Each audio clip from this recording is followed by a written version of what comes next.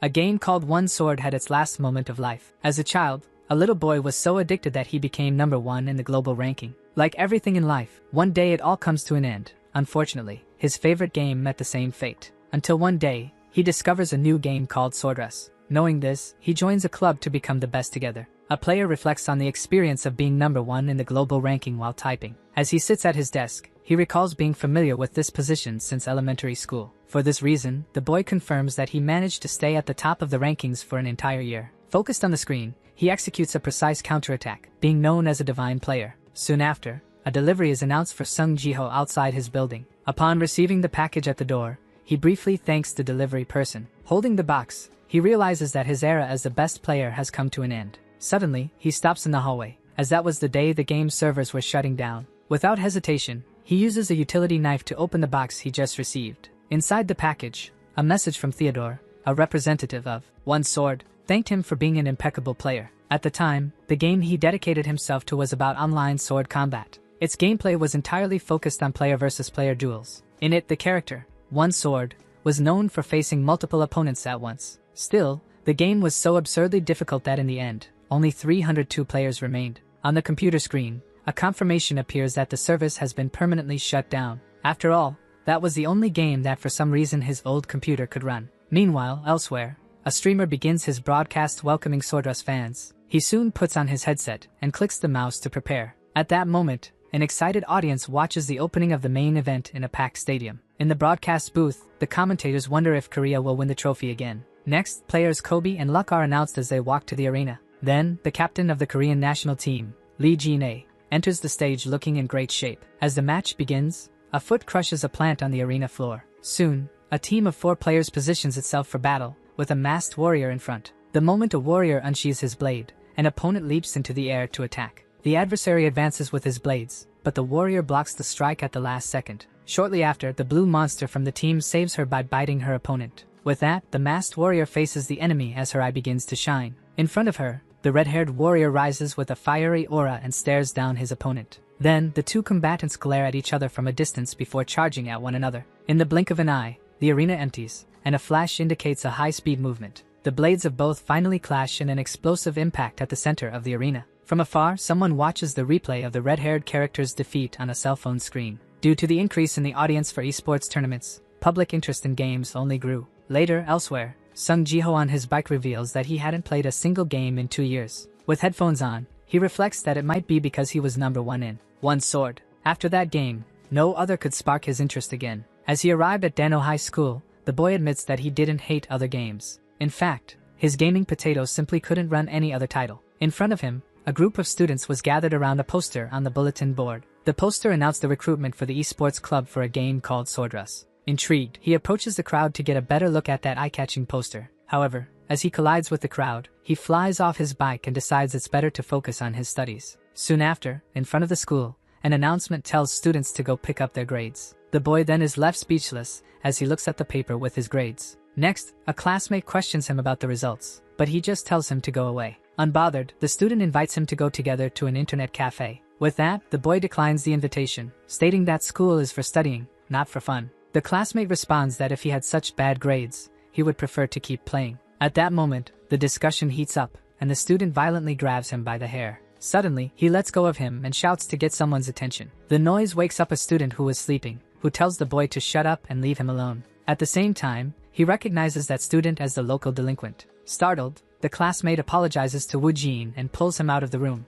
Soon the two stop in the hallway for a moment, in silence. With shining eyes, the classmate grabs him again, insisting that they go to the cafe right away. Shortly after, they arrive in front of the building where the internet cafe was located. As soon as they enter the internet cafe, he starts playing with total focus. However, he quickly loses patience as his friend won't stop asking for healing. At that moment, the classmate yelled at Sung Ji-ho for not knowing where the mid lane was. The bad play made the boy explode, as he remembered the promise he made. Unable to handle the pressure, he stands up and runs to the bathroom in the middle of the match. Alone, the classmate complained that even a gorilla could play better than him. To his surprise, when he looked to the side, his wish came true with a gorilla playing. In the bathroom, Sung Ji-ho washed his face while remembering how bad he was at games. Leaning against the sink, he recalled that there was at least one game he was really good at. In first-person shooter games, he was known for hitting his opponents with a single shot. Even so, he concluded that he shouldn't have gone to the internet cafe. As he was leaving, a sound of typing coming from one of the booths caught his attention. As he approached, he saw a girl playing.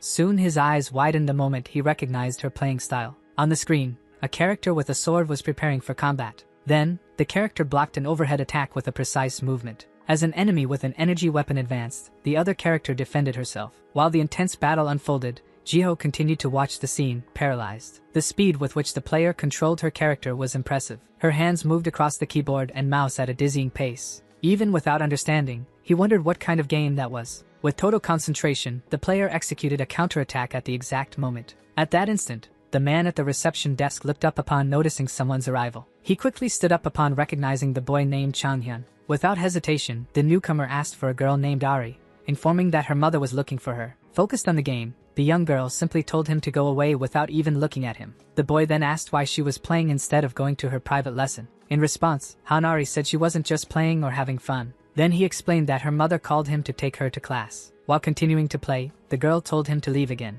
Without moving, Changhyun just stood next to her, watching her. Soon after, he closed his eyes for a moment before making a decision. As the boy said it was time to go, Hanari took off her headset and conceded defeat. Meanwhile, Jiho and his friend were heading home at sunset. The classmate then asked if he knew a first-person shooter game with a flashy screen. The boy replied that the game used swords and not guns, but his friend couldn't guess. After describing the combat with jumps and dodges, he finally remembered the name of the game, Swordrush. Soon the classmate explained that Swordrush was released 2 years ago and has a huge learning curve. He then just commented that the game is very difficult and suggested that he watch a video. Upon arriving home, it was already night and the lights in his building were on. Sitting at his desk, the boy prepared to search for a video about the game on the computer. While eating a chocolate bar, Jiho watched a close match between the teams from Korea and the USA. With wide eyes, he was impressed by how the American team's attack was defended. The narrator then praised the national team for their incredible turnaround play. The turnaround in the match happened at such a critical moment that it left him speechless. Thus, the scene reminded him of the times he played and executed his counterattacks. On the screen, a player faced two opponents while both sides prepared their final moves. Soon the lone fighter raised his weapon to prepare for the imminent attack. In the blink of an eye, a massive counterattack was executed, engulfing both opponents in a wave of energy. With the victory, the narrator announced that the championship trophy of the Sword League that year was going to Korea. At that moment, upon seeing the play, he recognized the movement and realized that it was his old technique, one sword. Thus, he remembered his character Spiro, who had defeated numerous strong opponents in the past. To protect the yellow cape worn only by player number 1, he dedicated everything he had. With that, he recalled the countless times he had looked at that screen. At that moment, he stared at the screen of his game, one sword, until the day the servers were shut down. Indignant, he shouted that it was a complete plagiarism and slammed his hand on the table. Even though it was an indie game, he had a pure love for one sword and began typing quickly. Without hesitation, he searched for Swordrush One Sword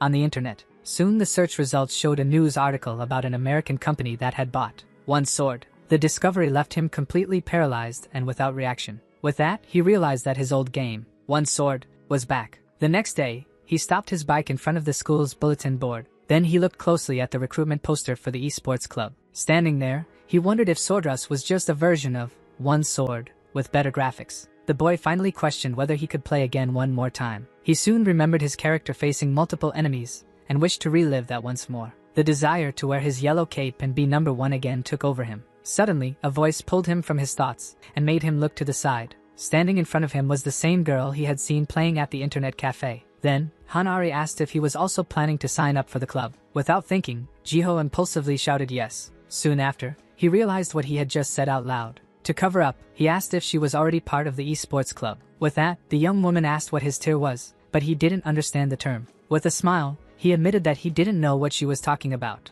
An awkward silence hung between the two for a brief moment. Hanari then pointed to the poster and informed him that the registration method had changed. The new requirement to join the club was to win a one-on-one match against the president. As she walked away, she advised him to at least try the game before signing up. Jiho watched her leave and then turned his face with a determined look. As soon as the classes ended, the classroom began to empty. At that moment, his classmate Jin Young took the opportunity to sleep on his desk. With that, Jiho pulled his chair, causing him to fall to the floor suddenly. As Jin Young got up, the boy urged him to hurry, but he didn't understand anything. Without hesitation, he called his friend to go together to an internet cafe. Suddenly, Shin Woojin appeared and told the boy to get out of the way. The boy apologized and let him pass, while Woojin left the room without looking back. As soon as the delinquent left, Jin-young asked what he wanted to say earlier. Then the boy looked at his friend with a smile on his face before responding. Soon after, Jiho invited him to go to the internet cafe, explaining that he wanted to play again. Still on the floor, the classmate said he had spent the whole night watching Swordrush videos.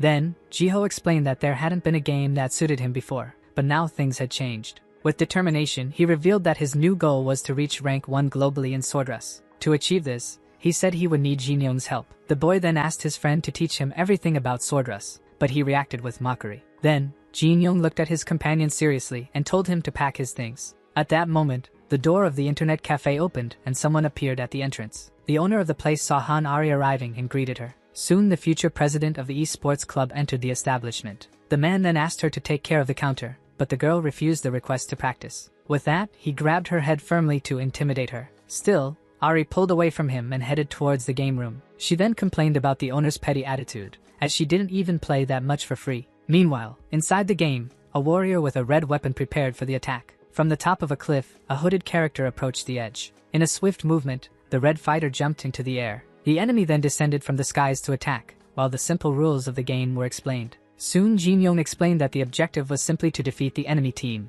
like in any other game. At that moment, Jiho admitted that he had never played other games, leaving his friend completely surprised. In front of a board, Jin-young explained that Swordrush is a 4v4 PvP game where team strategies and individual control determine the outcome. He continued by saying that the maps are smaller, and the movement speed of the characters is faster than in other games. As a result, confrontations become constant, and every hit needs to be defended at the right moment. Finally, the weapons also have durability, which forces players to be even more strategic in combat. Thus, Jin-young concluded that, being a melee combat game, focusing solely on attack or defense requires a lot of reasoning. Like in other games, there are tank, DPS, and healer classes, but he advises against choosing the utility class. Meanwhile, Jiho simply listens to his friend's lengthy explanation in silence. Impatient, he interrupts and asks when they can finally start playing. Then, the two sit in front of the computers while Jin-young creates a room. At that moment, Jiho finds his friend's tone strange, as he suddenly starts to show off. With a smug smile, the boy boasts about his skills and urges the other to join the room quickly.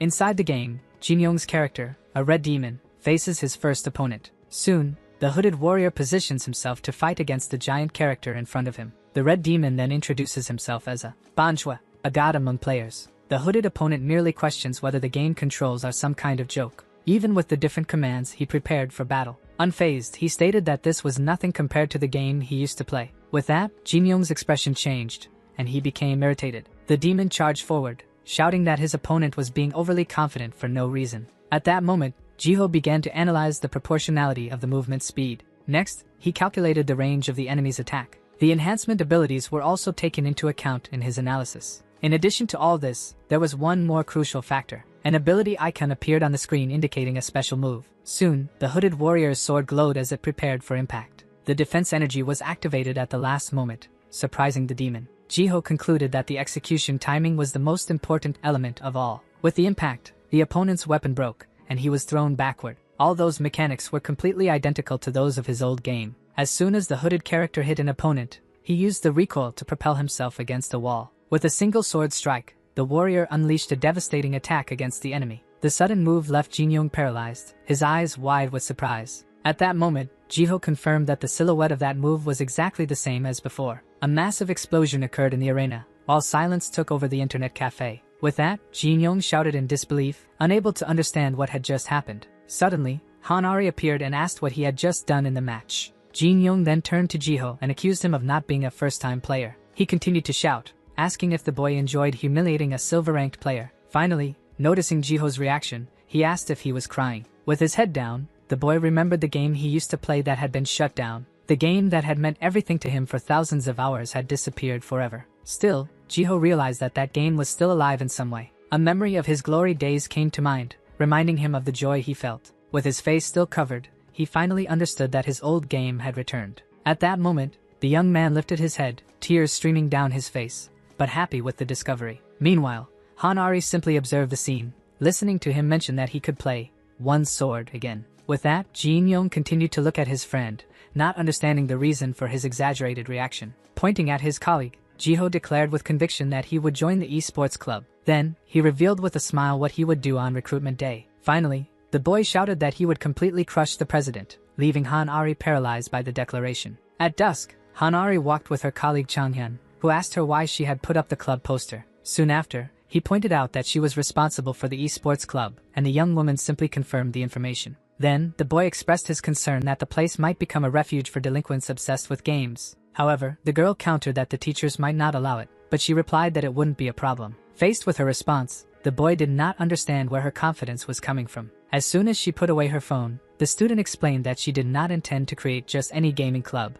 as she needed a team. Next, she added that she required serious people to put her plans into action. Finally, the young woman revealed her big goal of becoming a professional player. The next day, the scene shifted to the school environment. Inside the classroom, Lee Chang-hyun, Han-ari's childhood friend, was focused on writing at his desk. His notes revealed an analysis of how most professional players of Swordrush came from the old one sword. Additionally, the content indicated that a player with the skill to be professional would have no reason not to play Swordrush. Based on this, the young man pondered what his friend would need most to form the team she desired. Soon, he approached an obvious conclusion about her greatest need. The answer was clear: a high-ranking player from the old one sword. Thus, Chang-hyun concluded that he needed to act so that Ari could become a professional player as soon as possible. With this in mind, he remained seated in silence in the classroom. While reflecting, he thought that, considering the release date of one sword, there should be at least one player their age nearby. The narrative then returns to the internet cafe. At that moment, Sung Ji-ho and Jin Young had already gone home after declaring war. In the same place, the young woman heard someone asking if she was going to play again.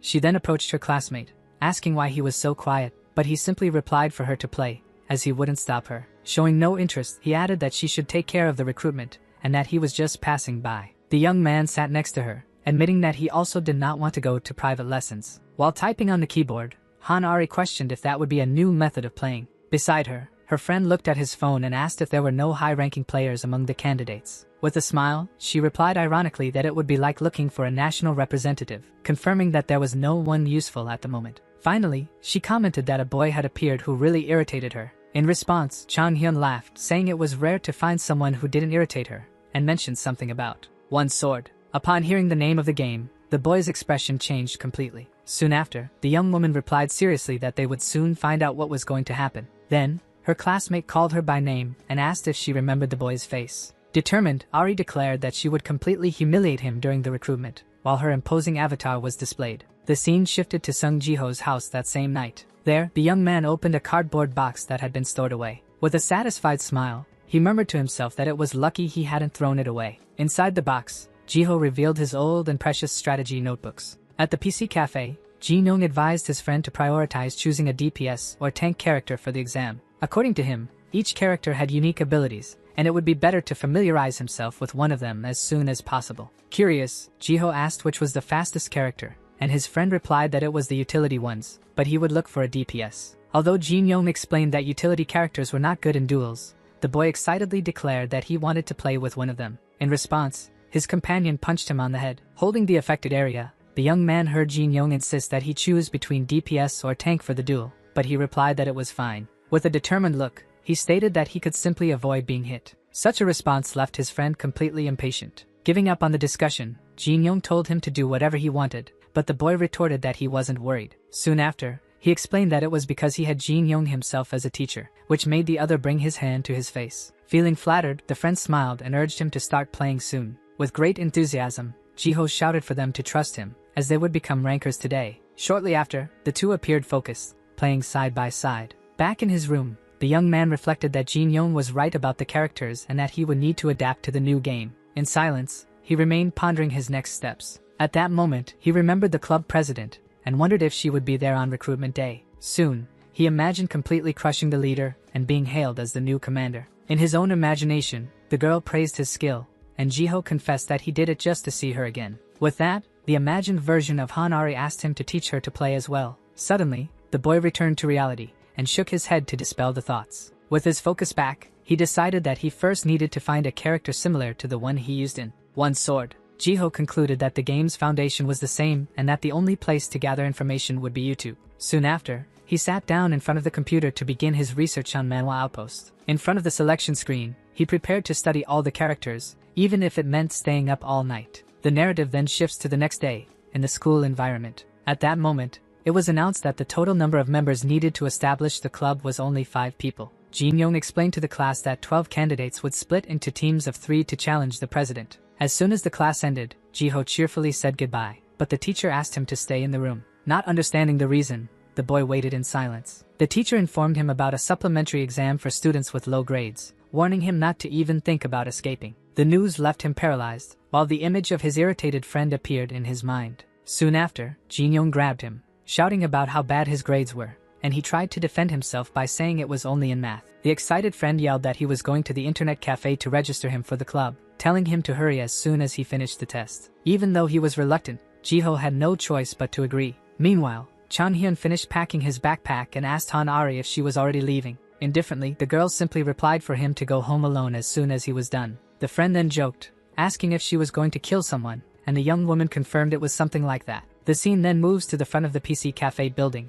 Running, Jin Young arrived breathlessly at the door, announcing his arrival. As soon as he entered, he saw something that surprised him. Inside, the local delinquent, Shin Woo-jin, was loudly complaining about how everything was taking too long. Faced with the scene, Jin Young deduced that it made sense for him to show up since the club's main activity was gaming. With the commotion, the owner of the place shouted for everyone to line up and wait their turn, as there were many students. At that moment, the boy remembered when Han Ari demanded the internet cafe for a day using the coupon he had given her for her birthday. Jin Young then turned around, ignoring the man's complaint about having given the coupon without thinking it through. Soon after, he observed the huge number of candidates crowding the establishment's hallway. Meanwhile, Sung Jiho remained in the classroom, focused on finishing his exam. With the pressure of time, he hurried to solve the questions as quickly as possible. Back at the PC cafe, the first recruitment battle was happening intensely on the screen. Next, the fight continued with a rapid exchange of blows between the two characters. The first defeated candidate slammed his fist on the table, ending the match. Because of this, his opponent taunted him for having no shame in choosing a tank character for a duel. Seeing the scene, the owner of the place shouted in desperation about the boy hitting the table,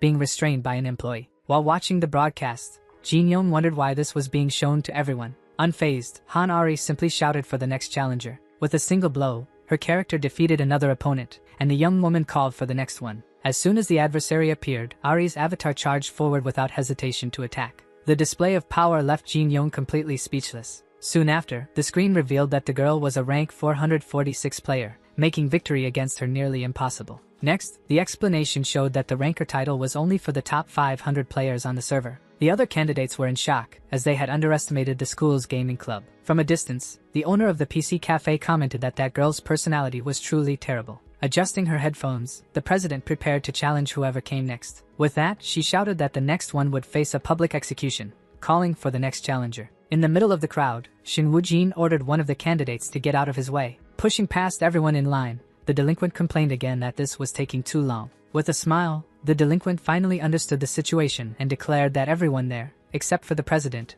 was trash. Soon after, the scene returns to the school. In the late afternoon, the teacher entered the classroom and asked if everyone had finished the exam. The other students confirmed that they had, pointing to Sung Jiho's empty desk. On the table, the boy left the test with a note apologizing to the teacher. Far from there, Jiho was running desperately through the streets, breathless. Exhausted, he stopped and lamented not having any physical stamina left, until he spotted a taxi. The boy then got into the car, still trying to catch his breath from the run. Upon arriving at the PC cafe, he burst through the door and announced that he had arrived. Immediately, Jin Young grabbed him and warned that he was next to play, while his friend asked how many had passed. The colleague revealed that 4 people had been approved, including the delinquent. Upon hearing the news, Jiho realized he was the last candidate to attempt the test. Anxious, Jin Young explained that the club president was insane, as she could defeat tanks even while playing as DPS. Soon after, one of the event organizers called out loudly for Sung Jiho. Worried, his friend warned him to be careful, but the boy simply asked him to hold his backpack. With a confident look, he declared firmly that he would return with victory. In the game arena,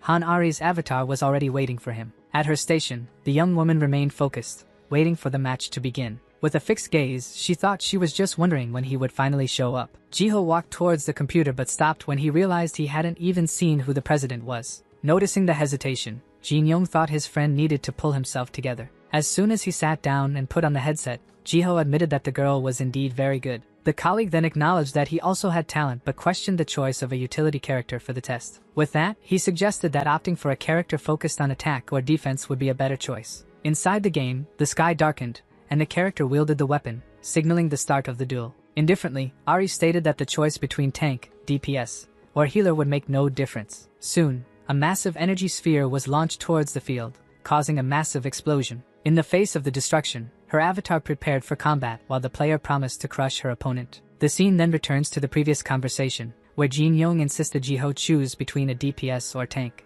The boy, however, confidently reaffirmed that he just needed to avoid being hit. With a firm look, he prepared for the duel. The reason was simple. For him, duels boiled down to who was better at piloting their character, like his utility Spiro. Thus, the character choice left Jin Yong and the other spectators completely speechless. On the other hand, Hanari remained silent, observing her opponent's avatar. Soon after, the girl was surprised by the choice of a utility character, considering it a low viewpoint. Not understanding, she wondered what his true intention was in making that choice in a duel. With the hesitation, the club president began to suspect that the boy was mocking her. Ignoring the reaction, the competitor celebrated that the character's speed was sufficient, while the avatar jumped across the map. With warmed hands, he declared himself ready for combat. Next, his avatar positioned itself, prepared for the challenge ahead. In an instant, the opposing character jumped and delivered an energy strike that exploded against the ground. In response, the young man couldn't hide his reaction to the impressive speed of the first attack. With the charge, her avatar advanced and questioned whether he was mocking her. At that moment, the audience was shocked when Hanari referred to them as mobs. Thus, the girl shouted that she was exhausted from filtering out uncommitted players, as they were useless for a professional team. While running, the little robot tried to say there was a misunderstanding, but a familiar voice echoed. Suddenly, the metallic creature stumbled and fell to the ground during the escape. Soon, her character tried to hit him. Seizing the chance, the avatar jumped between the trees to escape the attacks. Next, Spiro advanced through the branches while being pursued by the continuous attack. However, the game's physics surprised the player, who hadn't expected the destruction of the scenery. The spectators, including Jin Yong, watched the scene in complete silence. At that moment, the friend realized that, despite everything, the competitor still hadn't managed to land a single hit. In his chair, the boy remained focused, and Jin Yong noticed that he wasn't being hit at all. In the arena, the little robot dodged all the attacks coming his way with agility. The sequence of dodges left the opponent completely irritated, calling him a mosquito. Thus, she realized she couldn't land a single effective hit on him. Soon after,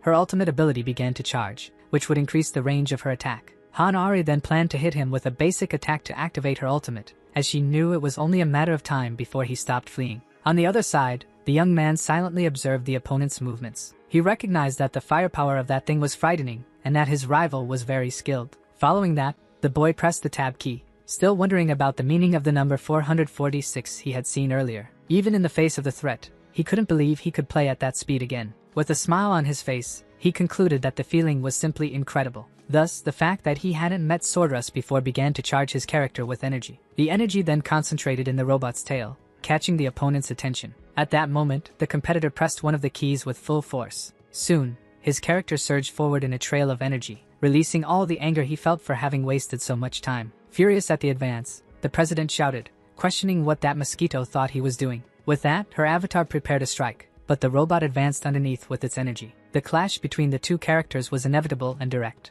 With a focused gaze, the player prepared his move at the exact moment of impact. As soon as the blade came down, his character intercepted it using a basic counterattack skill. The move surprised everyone, and Jin Yong shouted the name of the skill upon recognizing it. The counterattack made her avatar recoil from the force of the block. Then, the small robot responded with a spark from its own basic skill. The attack hit the opponent with a series of quick and continuous punches. Even while receiving the blows, the character showed no signs of suffering significant damage. Watching the fight, the friend noticed a flaw in the competitor's strategy. The transmission on the screen confirmed that the pathetic punches were barely causing damage. Soon, the opponent advanced again while the robot prepared to defend itself. Taking advantage of the proximity, it fired an energy beam at close range against her. The energy attack hit her squarely, forcing her character to recoil from the impact. The unexpected move left Hanari surprised and momentarily unresponsive. With that, her avatar was cornered against a cliff, having nowhere to escape. Soon, the small robot jumped away and landed at a safe distance. The sudden retreat made the opponent question the reason for that action.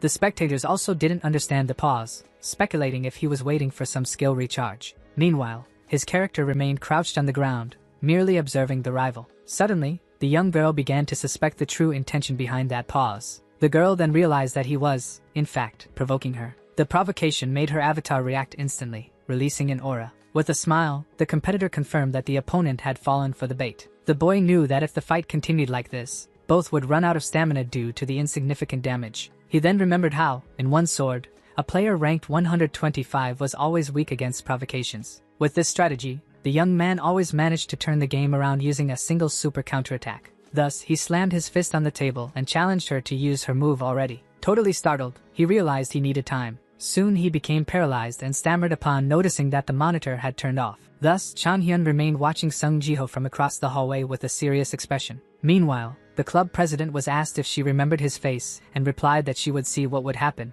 Shortly after, the girl confirmed that she remembered and promised that she would humiliate him during the recruitment. In the hallway, the boy finally found the person he was looking for. Quickly, he recognized the player from One Sword, an action on the screen. Inside the game, the character's weapon was activated again. Suddenly, the competitor shouted, warning about his monitor. In the virtual field, the opponent attacked him from above. With that, he managed to dodge the blow by looking at the wall monitor. The audience reacted with astonishment, and even Jin Young was left open-mouthed at the scene. Next, the character advanced quickly to continue his assault. In an instant, he was surrounded by multiple blade strikes. Suddenly, one of the attacks hit him, sending him flying backward. The impact of the blow caused a large explosion in the middle of the scene. Not understanding, the friend asked why he was acting that way now, after having performed so well. Inside the game, the small robot partially rose from the sand and faced his opponent with low health. Soon, the other character looked down at him and questioned who he thought he was provoking. As soon as the warrior raised his weapon, the young man realized he would use his finishing move. Even if he dodged,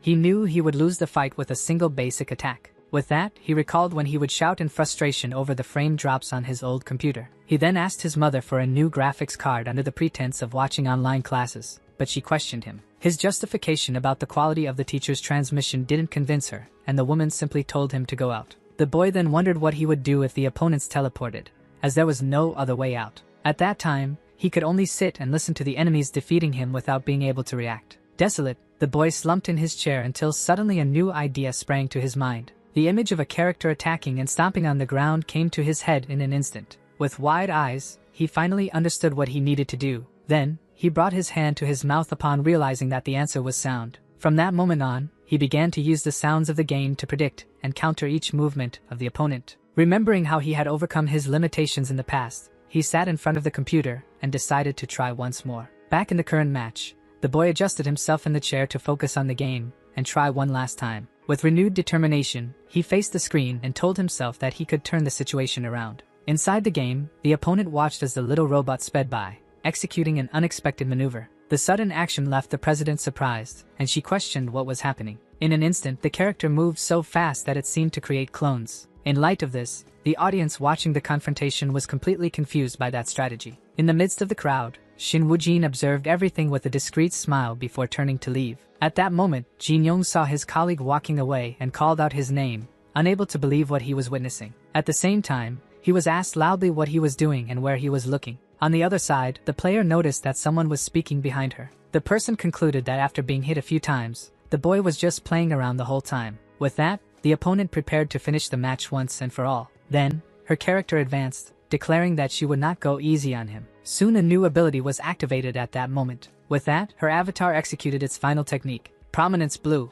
At that moment, Jin Young shouted amidst the crowd that this would be the decisive blow of the match. At the same time, he called out to his friend, who remained completely focused on the game. Suddenly, a huge wave of green energy descended from the skies. As soon as the robot landed, it prepared to react, realizing that victory was entirely possible. Next, the player activated her own final ability, a super counterattack to intercept the blow. Soon the two energies clashed in the air, causing a flash that illuminated the entire room. Little by little, the dust on the monitor began to settle, revealing the result of the confrontation. The audience remained silent, trying to understand which of the two characters had fallen. In the end, the little robot stood victorious over the fallen opponent, confirming that the counterattack had worked. Celebrating, Jin Young shouted that he finally understood why his colleague chose a utility class. The opponent merely stared at the screen, paralyzed and unable to believe she had been defeated. With a sigh of relief, the protagonist celebrated upon realizing he had passed the recruitment test. The next day, the school was shown empty right after classes ended.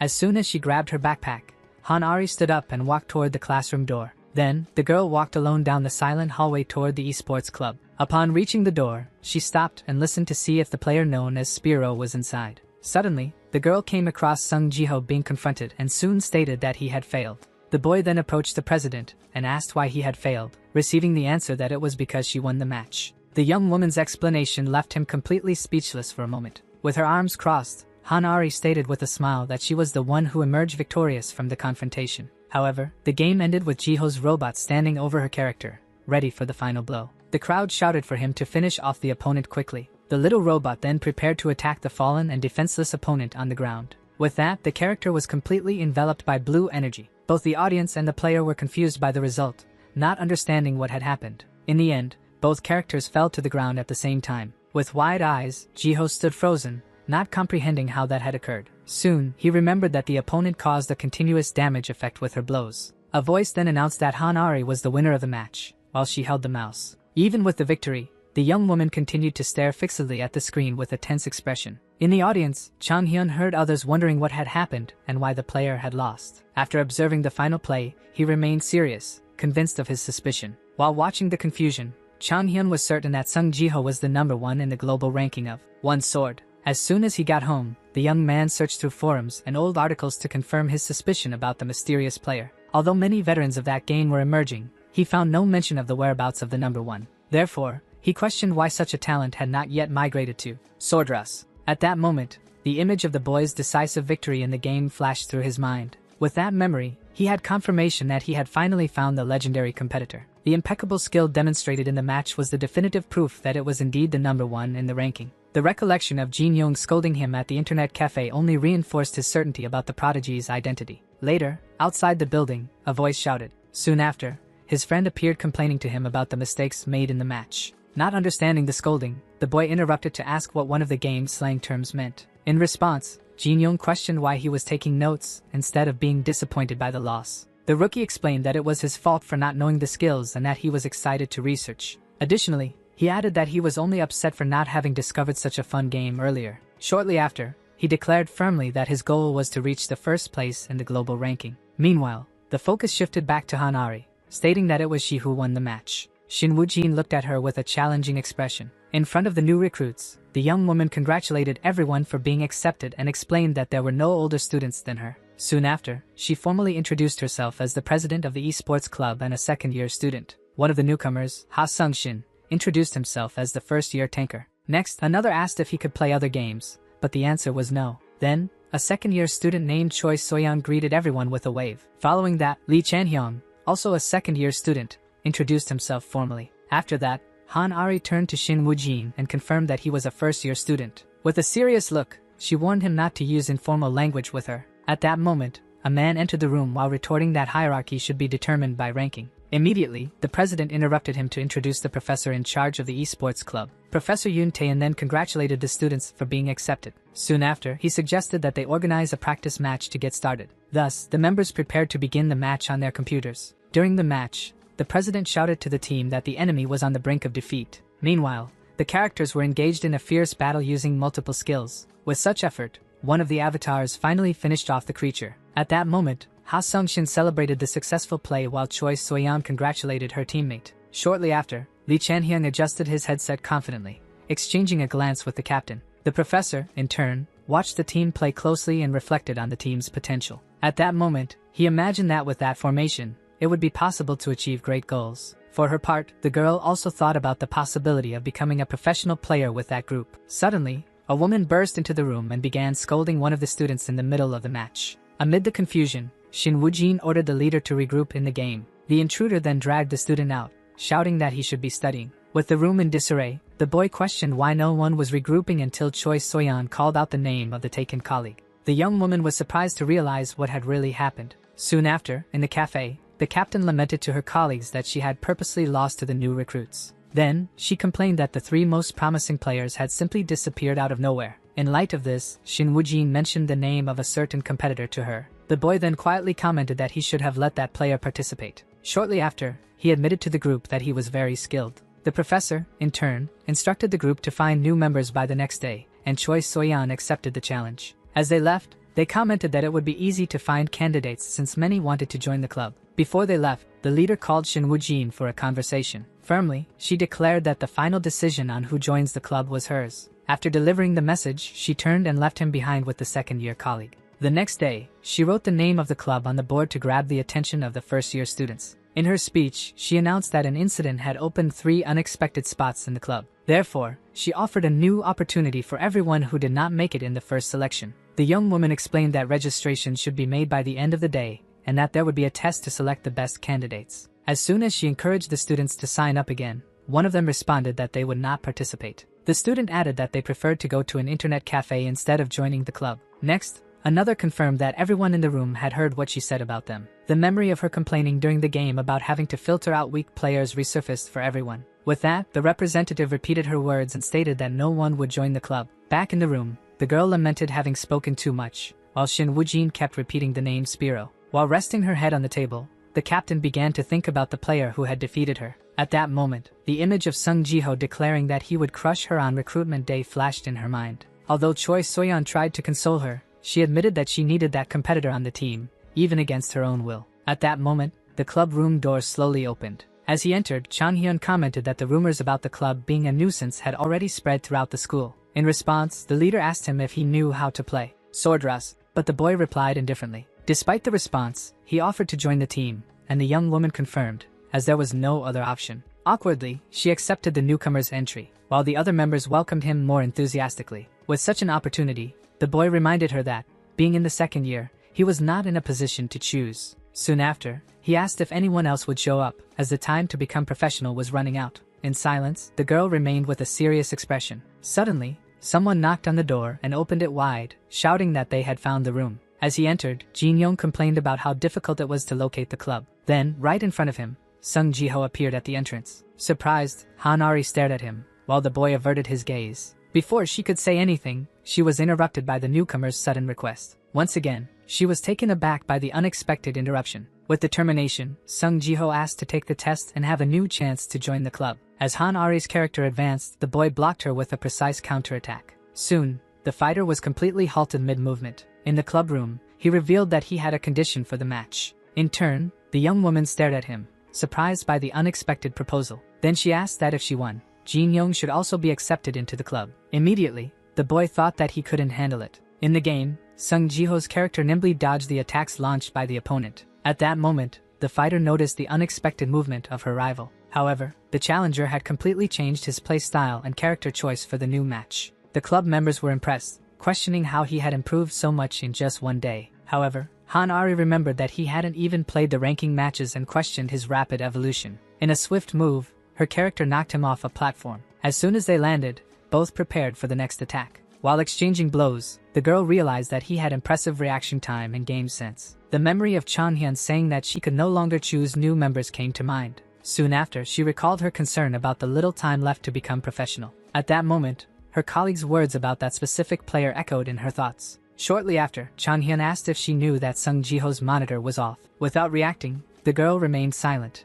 unable to believe what she had heard. In the game, his character prepared a counterattack. With that, the fighter unleashed a powerful torrent of energy toward the opponent. The other club members watched the scene with expressions of astonishment. Even in the face of the attack, the fighter stood firm. Then he concentrated a large amount of energy into his weapon. Next, he deflected the attack with a single strike of his blade. The impact generated an explosion that completely engulfed Hanari's character. At that moment, Jin Young celebrated the victory, but soon questioned whether he should really be happy with the result. For he realized that, with his friend's victory, he would also be forced to join the club. After the match, the boy stood up. The boy questioned Hanari why she didn't play seriously, while the rival took off her headphones. In response, she explained that she used a character with an advantage to test his skills. Next, the girl stated that there was no reason not to choose him, as he had good mechanics and game understanding. Thus, Sung Jiho saw that the opponent admitted defeat to him. However, Hanari warned him, saying that he should have notified her if the monitor had broken. Surprised, the boy realized that she knew he was playing without seeing the screen. Soon after, the young girl announced that she was leaving and turned to exit with Chan Hyun. Finally, she congratulated Jin Young, confirming that he had also been accepted into the club. As she passed by, Chan Hyun gave a slight smile, leaving Jin Young speechless. Shortly after, Professor Yoon Tae-in approached the two and asked why they were frozen. Then, he handed out the registration forms and instructed them to start filling them out. Later, Sung Jiho and Jin Young walked through the school courtyard. At that moment, the younger one commented that he couldn't believe Hanari was the president, and that he was now part of the club. Then Jiho asked him if he didn't like the group, but his friend explained that the problem was the high level of the other members. Soon after, Jin Young admitted that he felt like he had taken a shortcut, but still wanted to keep playing with him. In response, the boy stated that it was because of him that he discovered sword wrestling, and that he also took the game seriously. Surprised, Jin Young listened in silence to the unexpected words. He then added that without them, the club would probably have already been shut down. Suddenly, the two turned around upon hearing someone calling for them. As she approached, Choi Soyeon waved and introduced herself as a second-year student. Then, both greeted her with a formal bow, but the young girl asked them not to be so stiff. Soon after, she commented that they seemed comfortable being informal with Hanari, leaving them puzzled by the observation. Next, she explained that she wanted to be close to them, just like the president was. Upon hearing this, the two wondered if the leader was a second year, and Soyeon was surprised that they didn't know. By evening, Hanari and Chanhyun were walking home together. At that moment, he asked if she was upset, and said she did the right thing by letting the player in. He soon advised her not to be so proud, as the rookie's skills were undeniable. The girl, however, corrected him, explaining that she didn't feel bad, but rather angry. Next, she vented that it felt like all her effort and dedication to the games had been in vain. Thus, she recalled how much she trained for years to become ranked, but the boy's talent made her doubt herself. With that, she admitted that this was exactly what made her so irritated. She then questioned if he understood what it was like to lose to a complete rookie. In response to her outburst, Changhyun simply gave a slight smile. He then stated that the newcomer would play a crucial role in helping her become professional, but she retorted that she would probably end up as his assistant. Changing the subject, he asked how she managed to get a responsible teacher, as he was sure she would be rejected. The memory of when Professor Yoon Tae-in offered for the position came to her mind. Soon after, the girl explained that he admitted to having been a gaming addict when he was a student. Surprised, Cha-hyun reacted to the unexpected revelation. With that, he commented that the situation would make future conversations easier. The next day, in the club room, the professor announced that they were now an officially approved group. With everyone gathered, he explained that since classes ended late, they would only discuss the positions before going home. Then, he began to announce the roles, designating Hanari as the main damage dealer. Soon after, he assigned Sung Ji-ho as the main utility player, which excited the boy. Next, Choi Soyeon was assigned as the main tank, and she accepted the role without any issues. Shortly after, the professor asked Jin Young if he would accept the tank position, and the boy awkwardly agreed. He then prepared to announce the last role of the team. To everyone's surprise, he revealed that Shin Woo-jin would be the main healer. At that moment, Jin Young was incredulous that the club had a ranked player and a grandmaster, questioning his class choice. Even in the face of Woo-jin's irritated reaction, Ji-ho praised him for being amazing. Then, the professor thanked Chan-hyun for signing up when the club was about to close. After defining the positions, he dismissed everyone and said he would research the best formation for the team. As he stood up to leave, Chan-hyun announced that he would create a group chat for the team. At that moment, Ji-ho excitedly commented on how amazing it was to gather because of games and that he could hardly wait for the next day. Noticing his colleague's expression, Ji-ho asked why he looked so down, and Jin Young replied that he felt like he was the center of attention in a bad way. Suddenly, a voice called out for Spiro, and a silhouette appeared behind Sung Ji-ho. Not understanding, the boy introduced himself with his own name, leaving his friend confused. As soon as the figure revealed itself, Woo-jin said he had been waiting for him and challenged him to a fight. At that moment, Ji-ho prepared for combat, but Jin Young scolded him, saying it wasn't that kind of challenge. Soon after, a teacher said goodbye to Yoon Tae-in, thanking him for his effort. Shortly after, Chan-hyun entered the room and called him for a conversation. On that occasion, he handed a stack of papers to the teacher, who asked what it was. Upon examining the documents, Yoon Tae-in realized it was a list of other schools. With that, Chan-hyun explained that he thought it would be better to prepare in advance for a friendly match. As soon as Yoon Tae-in placed the papers on his desk, he felt the weight of what he was holding. For that document with the graduation level had been prepared in just one day. Moreover, Chan-hyun acted as if he didn't care about the outcome. With that, the teacher smiled as he finally understood the boy's personality. Shortly after, without caring, Woo-jin continued the provocation, saying he wanted to see him crawling at his feet. In response, the other said he didn't like the way he spoke, surprising the friend beside him. Before Woo-jin could react, Ji-ho explained that he needed to go home to research sword dress. While commenting that he didn't have money for an internet cafe, Jin Young suggested that Woo-jin pay. Soon the boy's expression changed as he realized he couldn't respond at that point. As soon as Sung Ji-ho started to run, the rival turned and asked about his way of speaking. At that moment, Woo-jin fell silent, merely watching in the direction where the boy ran. Not understanding the situation, the troublemaker grabbed Jin Young by the collar and shouted about the other's attitude. The next day, the routine at school seemed to start as usual for everyone. Through their phones, the members of the esports club arranged a meeting at the internet cafe. During class, Ji-ho took notes in his notebook while thinking about the commitment later. Suddenly, Woo-jin leaned over from behind him and began to repeat his old nickname. Following that, the boy tried to hide in various places in the room while being followed. Fallen on the ground, Ji-ho covered his ears while the same words seemed to echo everywhere. Finally, he got up and told the pursuer to stop, while Jin Young watched from afar. The young man then shouted that he would go crazy if that insistence didn't stop immediately. With that,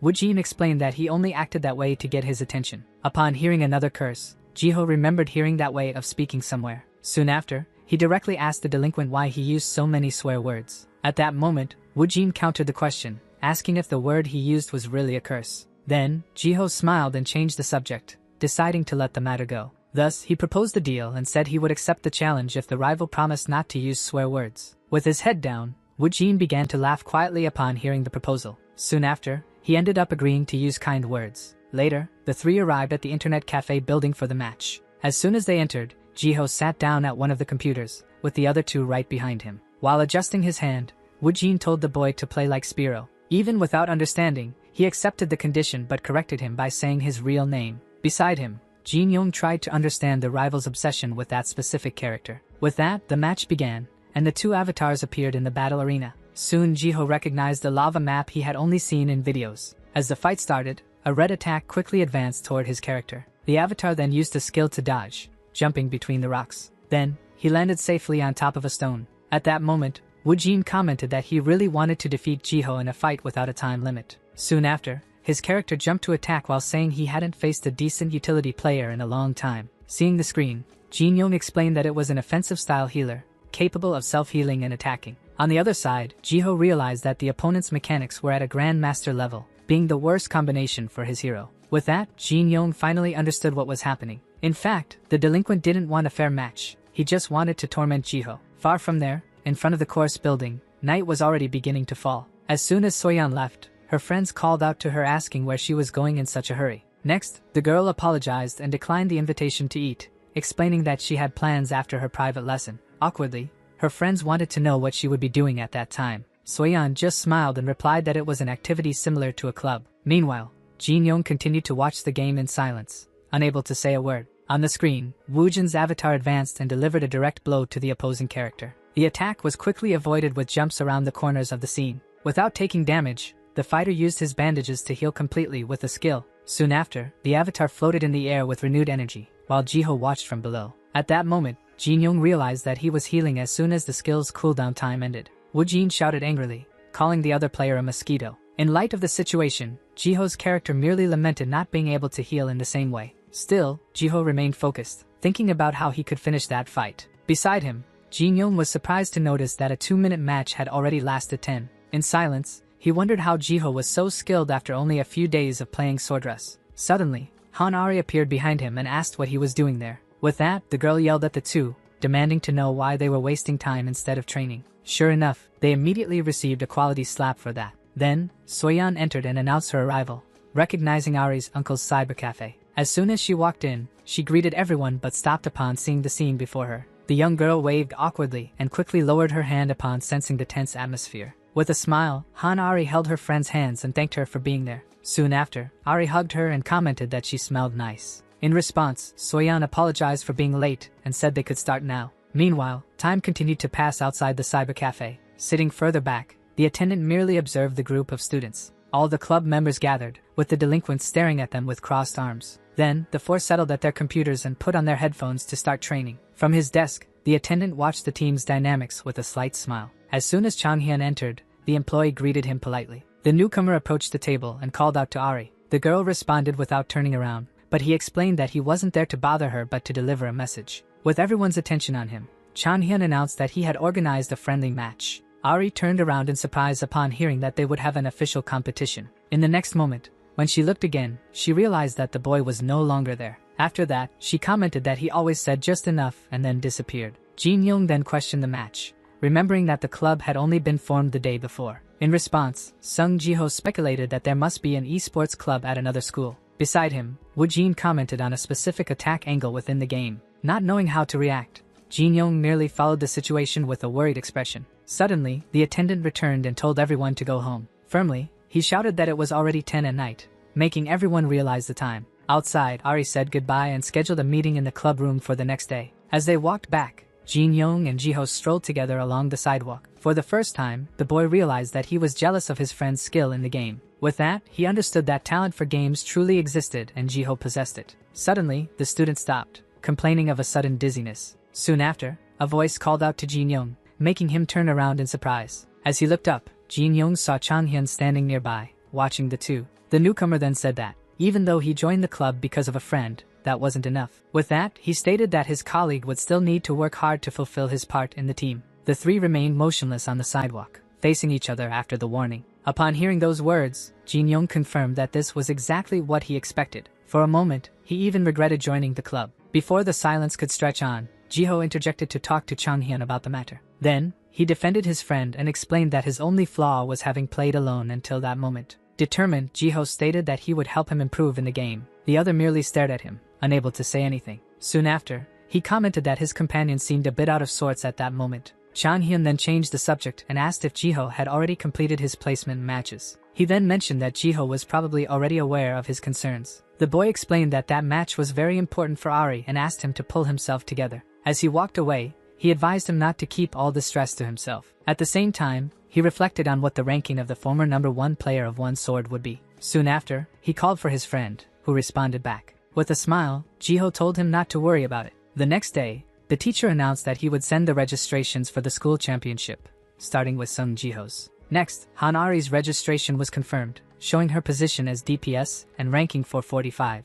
Shortly after, Soyeon's registration also appeared, revealing her position as an all-rounder in the platinum tier. Woojin's record listed him as a healer at the Grandmaster level. To some people's surprise, Jin Young was listed as a tank in the silver tier. Upon seeing Changhyun's record with no information, he explained that he just thought he would need an ID. After checking all the details, Professor Yoontae closed the folder in his hands. Adjusting his glasses, he began to talk about the team they would be facing. With that, he announced that the team was from Yongju Digital High School, the first school specialized in esports in Korea. Upon hearing the name of the school, Ari's eyes widened in shock. The teacher then smiled discreetly before continuing his explanation to the team. That team was strong and had finished in 4th place in the last school competition. Moreover, they had won the previous year's championship and were considered favorites to win the tournament again. However, 2 players from that team were selected for the professional league midway through the competition. Even using substitutes, the team managed to stay among the top 4. As soon as he closed the folder, Professor Yoontae concluded that they had not played with their full strength. Han Ari remained attentive as the teacher explained that the substitutes from the other team reached the semifinals even without synergy. Next to the teacher,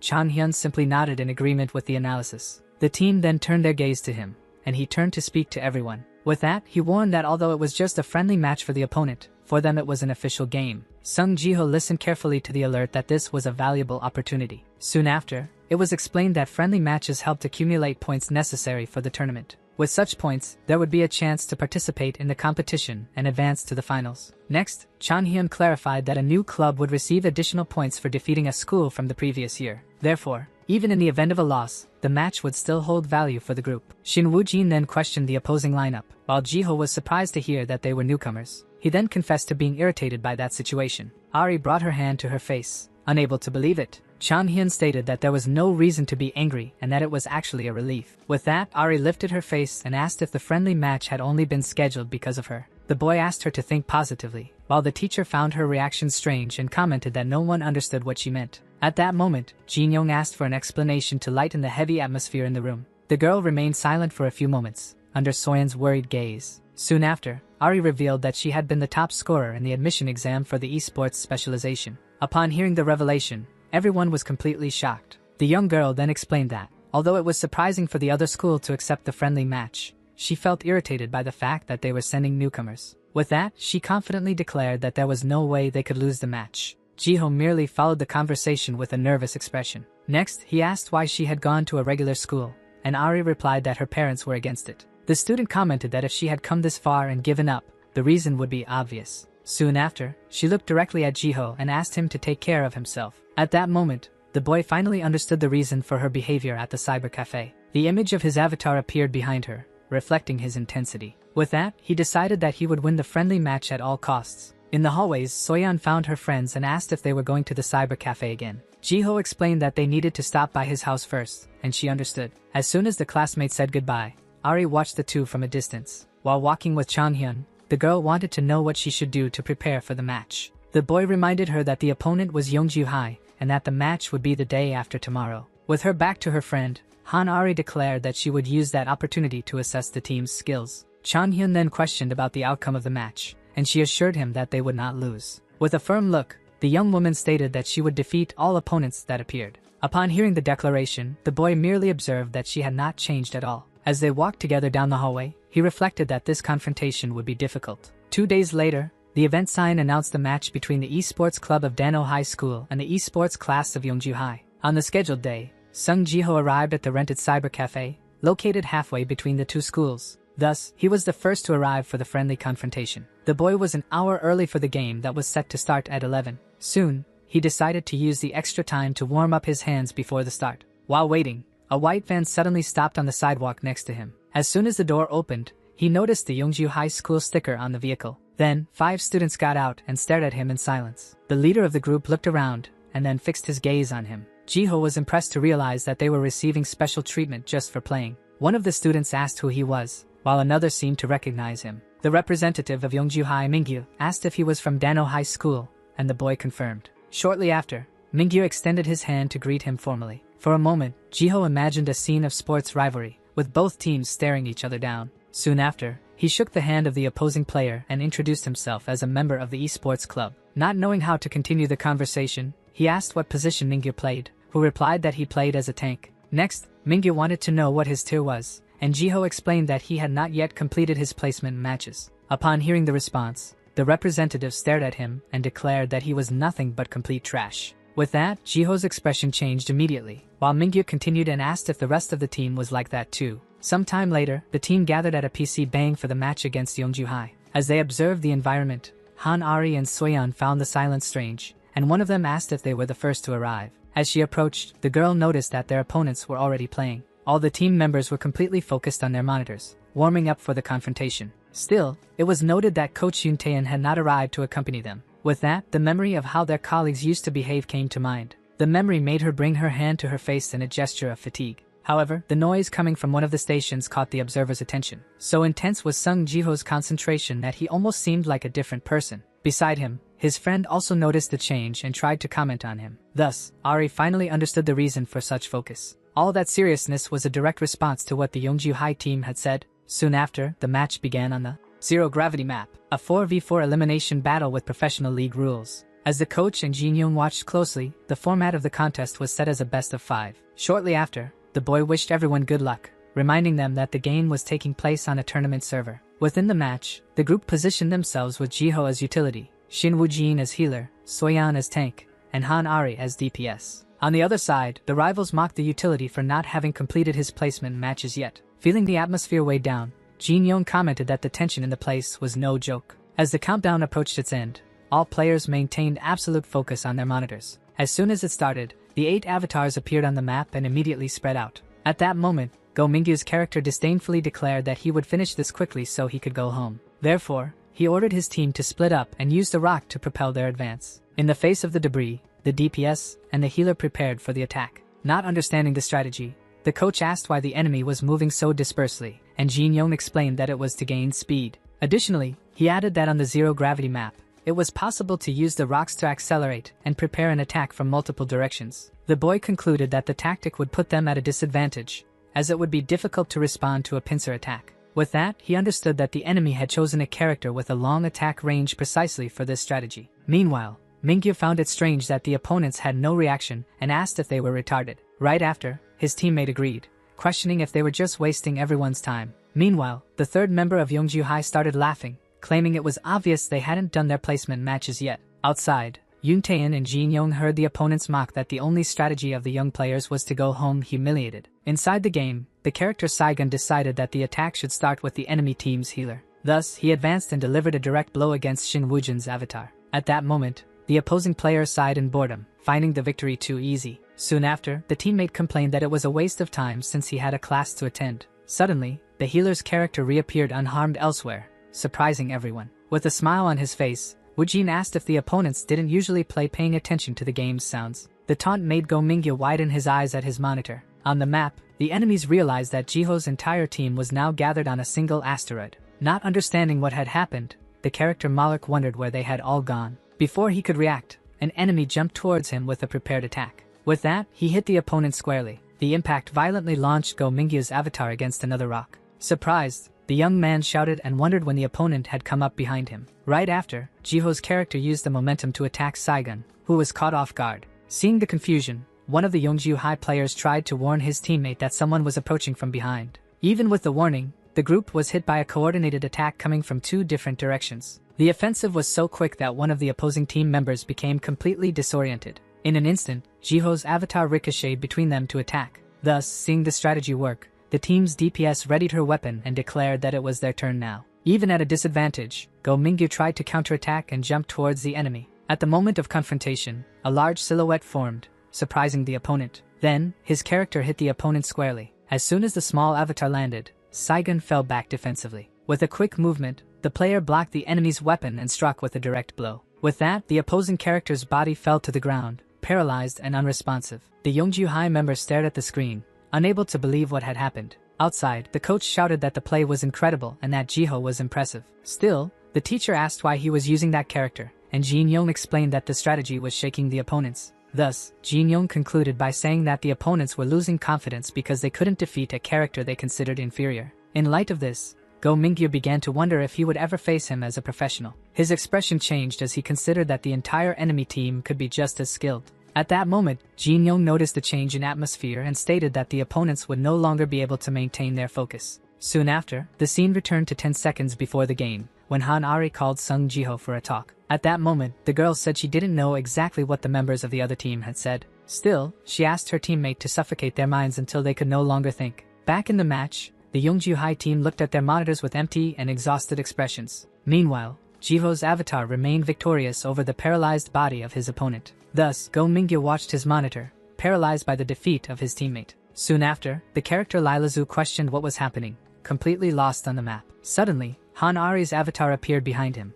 preparing to deliver a fatal blow. With that, the young girl unleashed a wave of energy that hit the opponent squarely. Meanwhile, the character Bura was trying to escape the relentless pursuit of Soyen's avatar. Soon, the tank landed a powerful punch that sent the healer flying. The impact hurled the character against an asteroid, which shattered with the force of the collision. Even without understanding, Malak saw his team's healer being attacked. Then, Shin Wujin's avatar prepared a new attack. The blows sent the character forcefully against another one of the floating rocks. With that, the remaining avatars collided in a direct and chaotic confrontation. Thus, Mingyu was completely incredulous about the result of the first round. In just 2 minutes and 30 seconds of the match, Yoon Taein and Jin Yong celebrated the play. Soon after, the screen confirmed Dano Hai's victory in the first round of the elimination mode. Shortly thereafter, Sung Jiho finally exhaled the breath he had been holding throughout the match. Next to him, the coach shouted excitedly, celebrating what he called a crushing victory. At that moment, Han Ari smiled and stated that her teammates' focus was good even in real matches. In light of the result, she realized that with this team she could finally become a professional player. On the other side of the room,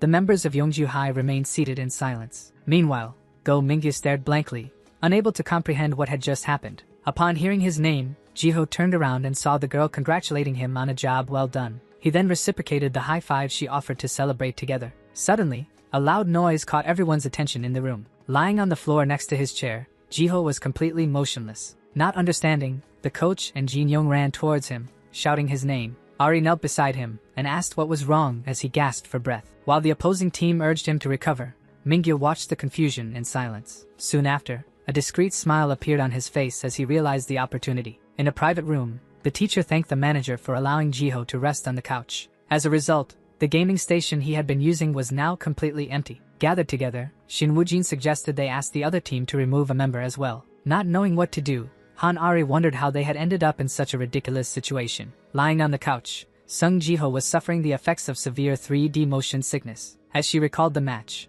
Ari finally understood why no one had noticed the problem until then. His concentration on the game was so intense that it completely masked his discomfort. At that moment, the girl realized something important about the competition. She began to wonder if her teammate had played at a higher speed because of the taunts. The memory of Spiro's acceleration, which was double the normal, confirmed her suspicion. With that, she understood that he would need time to recover and was left unsure of what to do. Even without an answer, the young woman tried to find a solution. Inside, Yoon Taein leaned over Jiho and asked if he was awake yet. Still gasping, the boy covered his face and managed to call for the teacher with difficulty. Even weak, Taein heard the students say he didn't want to give up. Determined, Jiho looked up and stated that he wouldn't accept losing to that kind of people. The teacher responded by telling him to calm down, as the match had already started without his presence. The news left him completely surprised by what he had just heard. In the game, Jin Yong's substitute avatar roared intimidatingly at the opponents. In an instant, he charged at Saigon and attacked him with his weapon. The blow was so powerful that it knocked the opponent to the ground with a single move. Seeing the scene,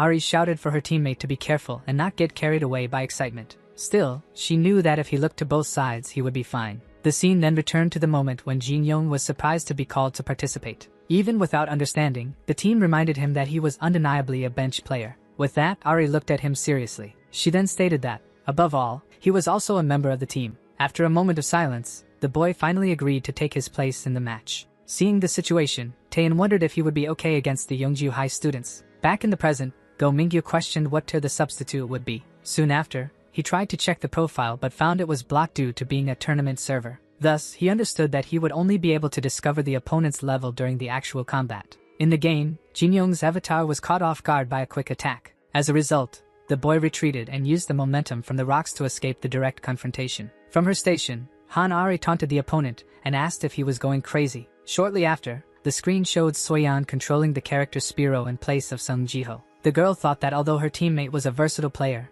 it wouldn't take long for the opponent to adapt. Before the skill gap between Soyeon and Jiho became clear, Ari decided she needed to end the match quickly. With that, she advanced and shouted to warn Jin Young that the character Saigun was right behind him. Even surprised, the substitute turned in time to see the approaching threat. He then spun around and landed a devastating counterattack on the enemy. The unexpected move left Go Mingyu and Ari speechless. At that moment, the scene returned to a moment in the past when Jin Young asked what Jiho wanted to give him. With a notebook in hand, the boy explained that it had taken him some time to analyze everything. Not understanding, the substitute asked what that was. Jiho then revealed that those were strategy notes for the tank character he was using. Back in the game, Jin Young put into practice the fighting tactics he had studied. Jin Young looked at the screen, shocked by his own move. Unable to contain himself, he shouted that it had been incredible. At that moment, he remembered studying the notebook at home and how easy the notes were to understand. The material was so well explained that he flipped through the pages, impressed by the quality of the analysis. Back in the match, he stared at the monitor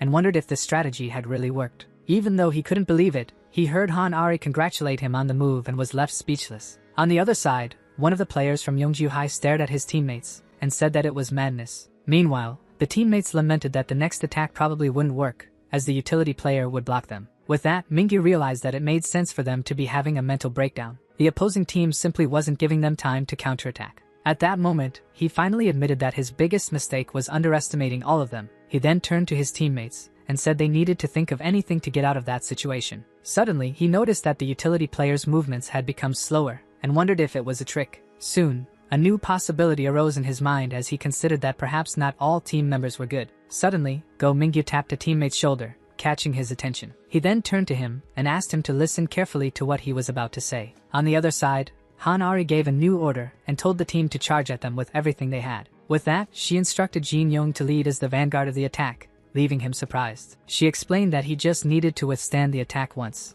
as she would be right behind for support. In the game, her character ensured that she would provide full coverage. Even feeling apprehensive, the young man focused on executing the plan as best as he could. With a shout of determination, his avatar advanced impressively against the opponents. As the team moved in formation, Ari commanded them to advance. However, he noticed that the enemy DPS was moving strangely. The character Saigun had abandoned his position to chase the opposing tank. Seeing the opportunity, the girl ordered Soyeon to follow him, and her teammate responded with a shot. In his chair, Go Mingyu silently observed all the movements from the enemy side. In his mind, he imagined himself facing all the avatars of the opposing team alone. With that, he adjusted his foot position, preparing for the next move. The young man then revealed that he had been saving that move for the school competition cup. With that, his character Malik charged at the opponents and cursed at them. He then used a rock to propel himself toward the enemy team. Halfway there, Soyeon's avatar, Spiro, positioned itself to intercept Saigun. She wondered if he was still scared and would avoid her again. Suddenly, the girl's expression changed as she noticed something different. Instead of retreating, Saigun advanced with his weapon drawn for a direct confrontation. Soon, the two avatars collided in midair in an exchange of blows. From her monitor, Soyeon realized that his movements had changed completely. Meanwhile,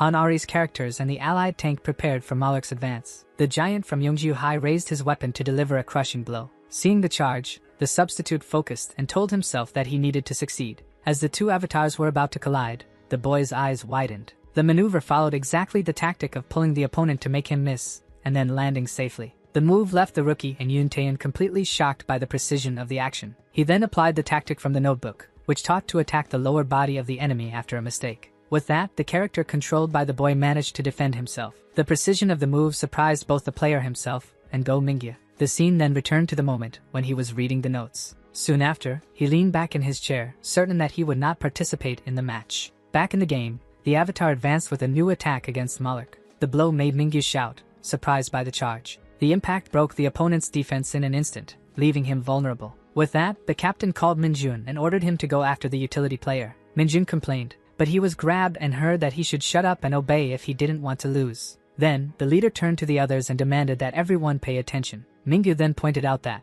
with the change in the tank and the slowness of the utility, their only good player was missing. He shouted for them to wake up, as they could not choose their opponents, and would face worse teams in the future. The captain continued, stating that if they lost to a bunch of unknowns, they would not be considered candidates in the schools. He then ordered his teammates to pull themselves together and get back into the game. With the order, the avatars of Hanari and the allied tank prepared for the enemy advance. Soon, the 3 remaining characters from Yongju High surrounded the opponents in a coordinated attack. In an instant, the team managed to trap Soyeon in a combined attack. With that, her avatar was hit and eliminated from the match. Ari's eyes widened at the defeat of her teammate. Shortly after, the substitute was also defeated and fell to the ground. Mingyu then realized that the rivals had deliberately hidden their tears to deceive them. With only 2 players remaining, Shin Woo-jin's character stated that they were lost. The captain was left speechless in the face of the huge disadvantage. Taking advantage of the situation, the full team from Yongju High advanced against the 2 opponents. Even at a disadvantage, her expression changed as she remembered Sung Ji-ho. She then stood firm and declared that they needed to hold on.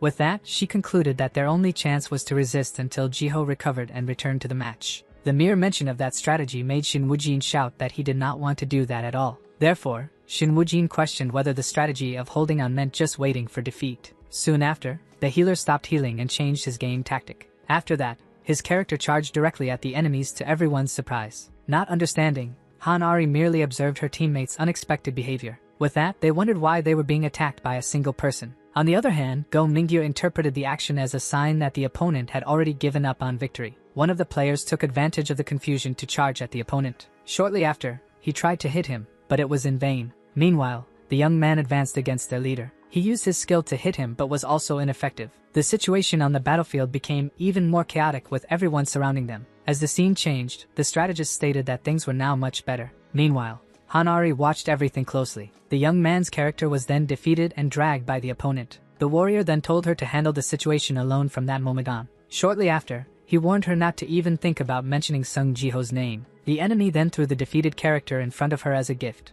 Without any reaction, Hanari's character merely observed the scene. Hanari shouted, questioning if he thought she needed help to hold on. In the distance, another team commented on how the whole situation was a mess. Even so, one of them praised her persistence during the match. With the advantage secured, Go Mingyu decided it was time to end the fight. Thus, all 4 players advanced for the final attack. Suddenly, the teacher appeared and asked how that had happened. Hanari wondered how the situation had reached that point. Seeing the despair of her opponent, the rival merely smiled smugly. Go Mingyu analyzed that Hanari had no strategy and played recklessly. With that, he realized that her attitude irritated her own players and that her leadership was poor. He concluded that she simply played relying on her own skills. To Go Mingyu, the player saw her teammates merely as decorations. Thus, he stated that from the beginning, that match had always been a 1 against 4. Within the game, Hanari's character merely resisted the continuous attacks. Elsewhere, Changhyun asked if there was anything else to prepare. He soon stated that the match would take place the day after tomorrow. At that moment, he explained that there was no time to prepare. The lack of time prevented him from devising any new battle strategy. Then, Changhyun asked him what they would do in the match.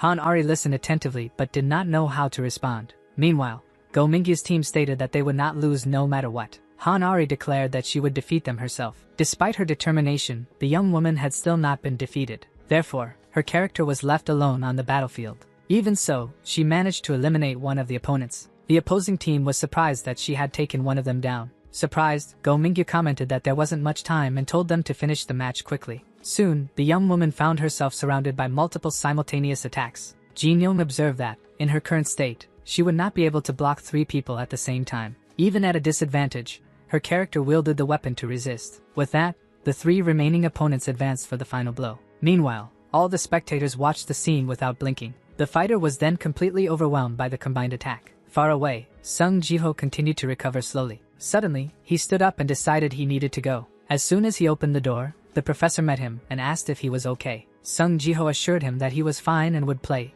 even with the professor insisting on his condition. Soon, He promised not to overdo it and said he needed to return so that Jin Young wouldn't be overwhelmed. In response, the professor coldly informed him that all the matches had already ended. The news left Sung Ji-ho completely speechless. Without wasting any time, he ran back to the club room. Upon arriving, he found the place completely empty. Jin Young, Han-ari, and the others, already defeated, remained silent. Therefore, Professor Yoon Tae-in clapped his hands and asked everyone to compose themselves. Soon after, he congratulated the team for their good work in the first official match. The professor acknowledged the disappointment with the result but stated that they gained a lot from the experience. In a serious tone, he took much of the responsibility for the results. Yoon Tae-in admitted that, unlike the students, he hadn't prepared anything and just watched. Thus, he declared that he would stop making excuses and dedicate himself more to the team. The professor promised that he would take responsibility for them and asked them to cheer up. To conclude, he said that they would still lose a lot, so they should remember the moments of victory. At that moment, Han-ari let out a loud scream. Her unexpected reaction surprised all the team members. Sung Ji-ho simply observed the scene in silence. The professor asked her not to cry, but Han-ari shouted that she wasn't crying. Sung Ji-ho celebrated,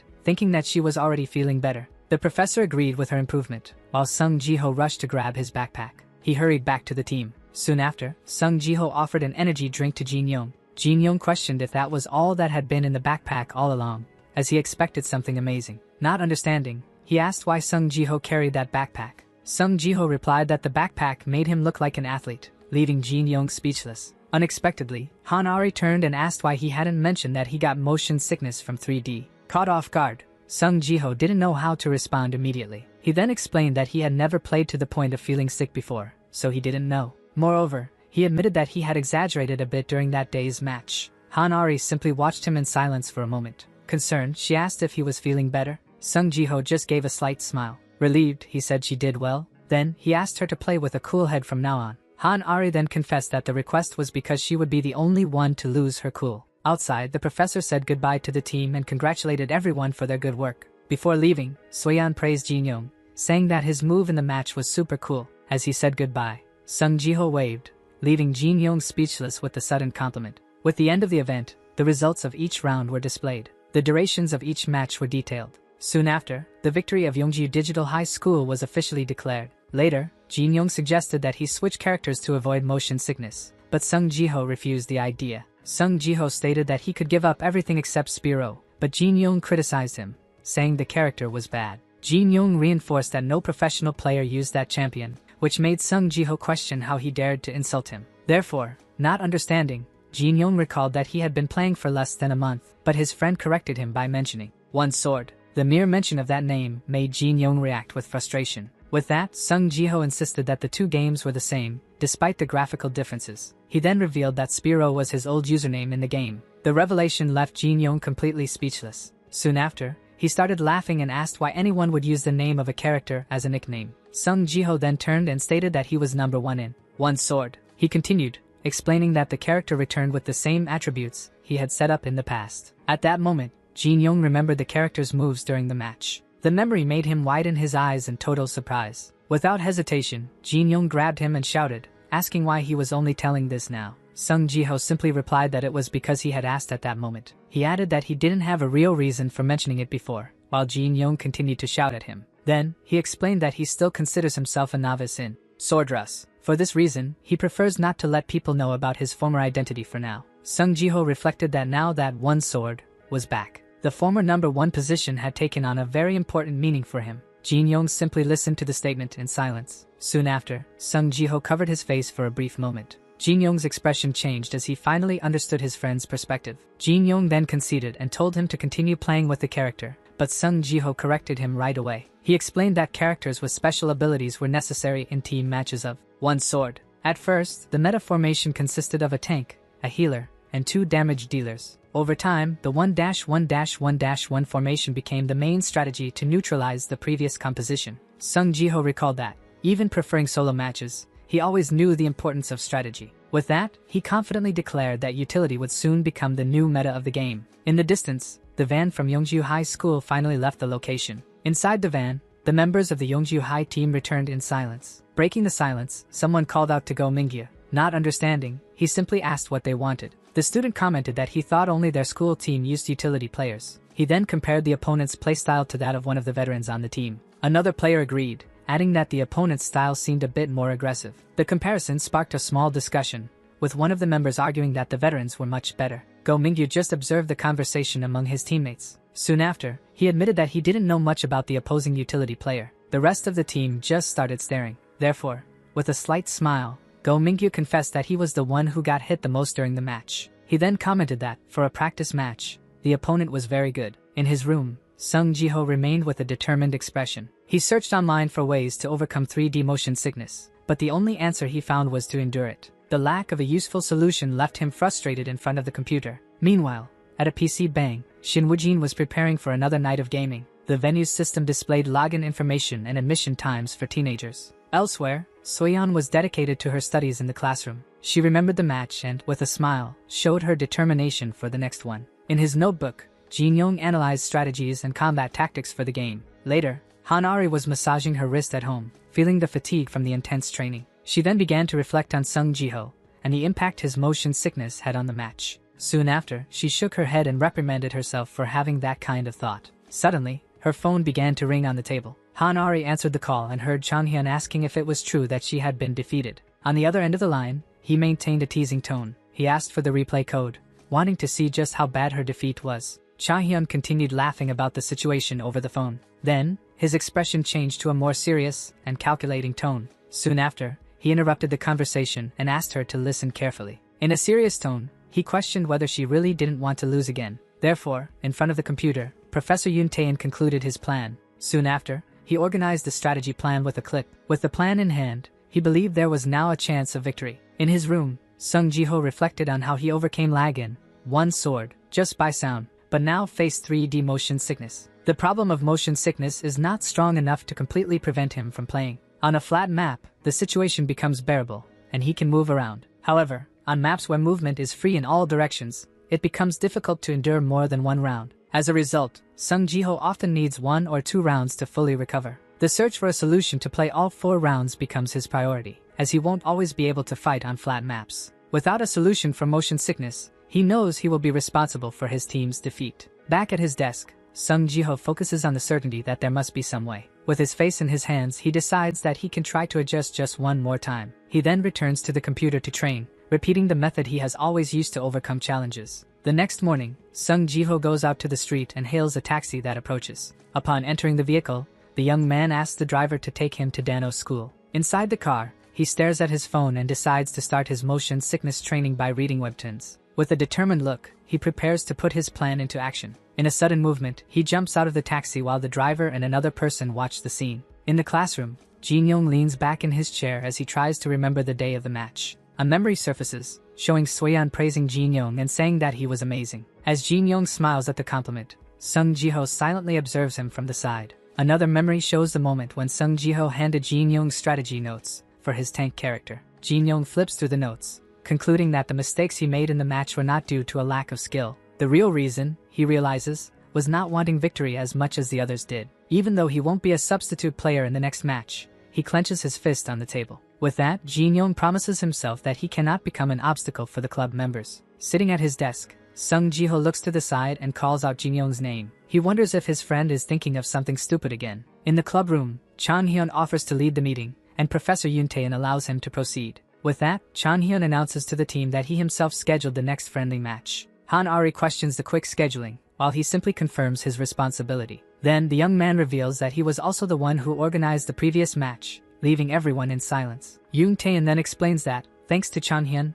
invitations were sent to several schools, and the matches will be scheduled faster. Although surprised, Han Ari asks why he didn't mention it earlier, but he replies that he was busy with the task. One way or another, since he joined the club, he felt he should at least do his part. Meanwhile, Sung Jiho and Jin Young observe the conversation until Chan Hyun shifts the focus of the topic. He soon informs that the next opponents are from Pagak High School, a team eliminated in the preliminaries of last year's national competition. Chan Hyun warns not to underestimate them, as they lost early due to bad luck in the matchups. He then adds that their opponent at that time was Yongju High School. He describes Yongju as a strong defensive team, with 2 of its members being trainees in professional teams. As he stands up, the young man concludes that, in terms of organization, they will not be a match for the opponents. Yoon Tae-in then steps forward with a folder, stating that he watched the replays and prepared new strategies for the team. With a serious look, Hyun turns and says that, honestly, the team's performance in the last match was a mess. He then confronts Hanari about the lack of strategy from the team, but she defends herself by saying there was no time. He then states that,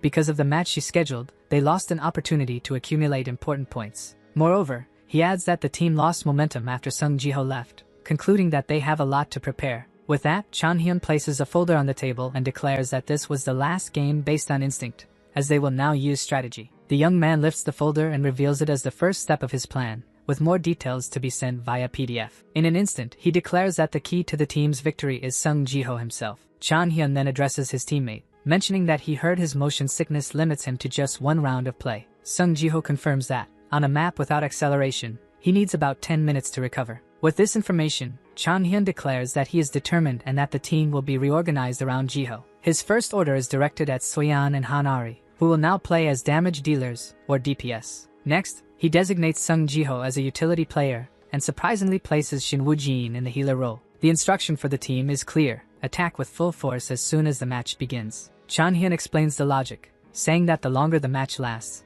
the less time Sung Ji-ho will have to play. The plan is to win the first round, use the second for Ji-ho's recovery, and then come back to win the third. Han-ari and Soyeon react to the complex strategy, and the young woman asks the others not to interpret it negatively. Finally, Hyun states that, as they progress with the friendlies, the goal is to increase points and improve teamwork. Although with a focused look, he reveals that the real competition will be the Swordrush School Competition Cup. Addressing Han-ari, Hyun argues that if the win rate increases with Sung Ji-ho, they should take advantage of it for the club's victory. The main reason for the victory, he explains, is to gain more time for Han-ari herself. In front of the entire team, the young man challenges anyone to present a better plan, if one exists. None of the club members respond to the challenge, remaining silent. Meanwhile, Shin Woo-jin simply observes the discussion with his arms crossed. After a brief reflection, Jin-young admits to himself that Chang-hyun's logic is correct. Soyeon also begins to process the new game mechanics that the strategy imposes. Soon, Han-ari agrees, recognizing that her time to become a professional player is running out. Sung Ji-ho also understands that this is the most logical way to utilize the team's current strengths. With that, Shin Woo-jin intervenes and declares that he fully agrees with the plan,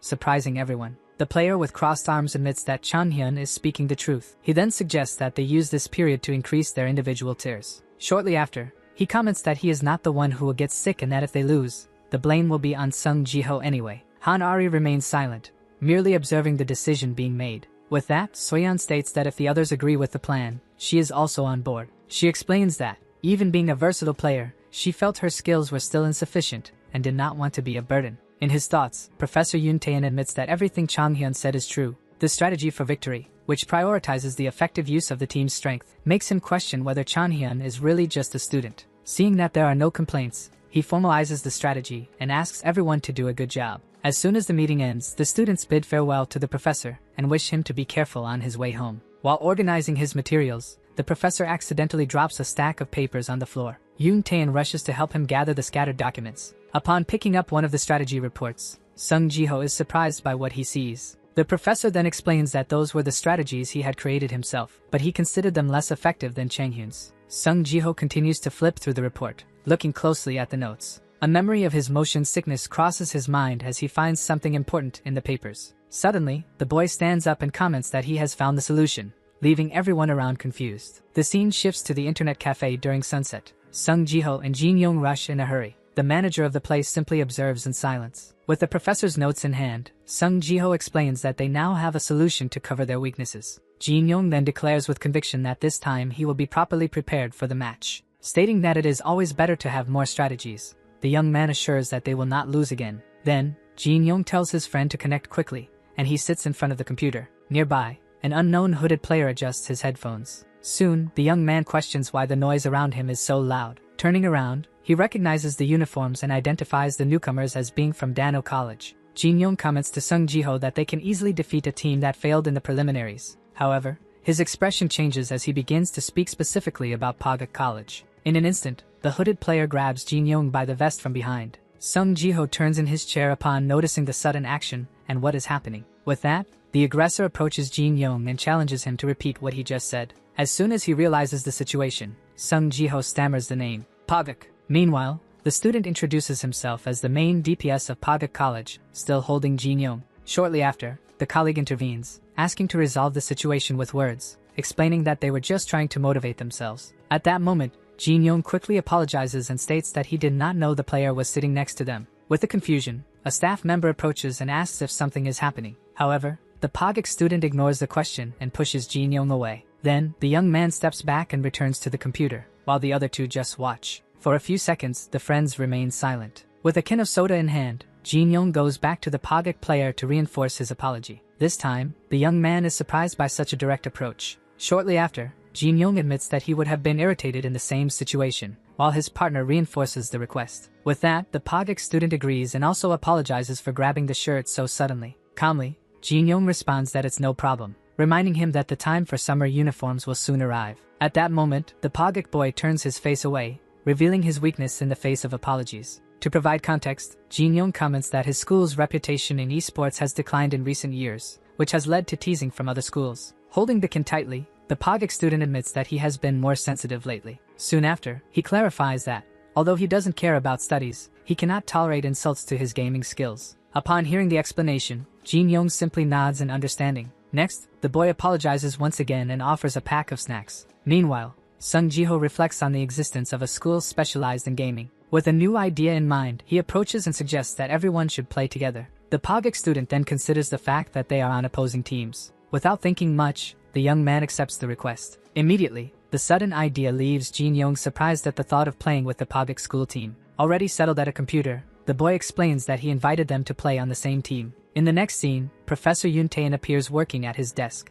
With his hand on his chin, he reflects on the situation of his team. After a few minutes, he concludes that the team urgently needs to improve teamwork. As he researches pro gamer academies, he decides that he will do whatever it takes for his students. With this in mind, Yoon Tae-in focuses on arranging a steady flow of training partners for the team. Back at the internet cafe, the Pagik player is surprised to see Sung Ji-ho choose the character Spiro. At that moment, he suspects that it might just be a trick to hide strategies and decides to do the same. Finally, with a smile, Sung Ji-ho reveals that this is his favorite character, leaving the opponent even more confused. As the match begins, Sung Ji-ho gets excited, expressing his enthusiasm for playing with the DPS from a famous school. Soon after, Jin Young suggests that his friend choose a different character, and he agrees under the watchful eye of the Pagik player. On the screen, the opposing team appears, ready for the confrontation about to begin. Meanwhile, the three analyze the enemy formation, which follows the current meta of 1 tank, 1 healer, and 2 DPS. Cunningly, Jin Young then asks what composition they themselves are using in the match. Almost revealing the strategy, the Pagik student interrupts his speech upon noticing that he has fallen into a trap. Inside the game, the team's characters perform an agile leap from one building to another. At that moment, Jin Young alerts his team that the enemy DPS has disappeared from sight. Noticing the movement, he shouts for everyone to focus on protecting the healer. Immediately, Sung Ji-ho and his teammate confirm the order, preparing their characters for action. At the same time, Jin Young questions whether he has the authority to give orders to a Grandmaster, and also to Ji-ho. As the tension rises, everyone rushes toward the city. With a precise move, the Pagik student's character attacks the enemy DPS in midair. The impact is effective, catching the opponent completely by surprise. With the opponent immobilized, the teammate creates space for the next attack. Soon after, Ji-ho's character appears and strikes against the enemy. Surprised by the speed of his allies' arrival, the Pagik boy watches the scene closely. Next, the fighter orders them to use the attack skill as soon as it is available. With an agile spin, she advances and hits the enemy DPS directly. Soon after, her weapon transforms into a serpent that lunges at the opponent.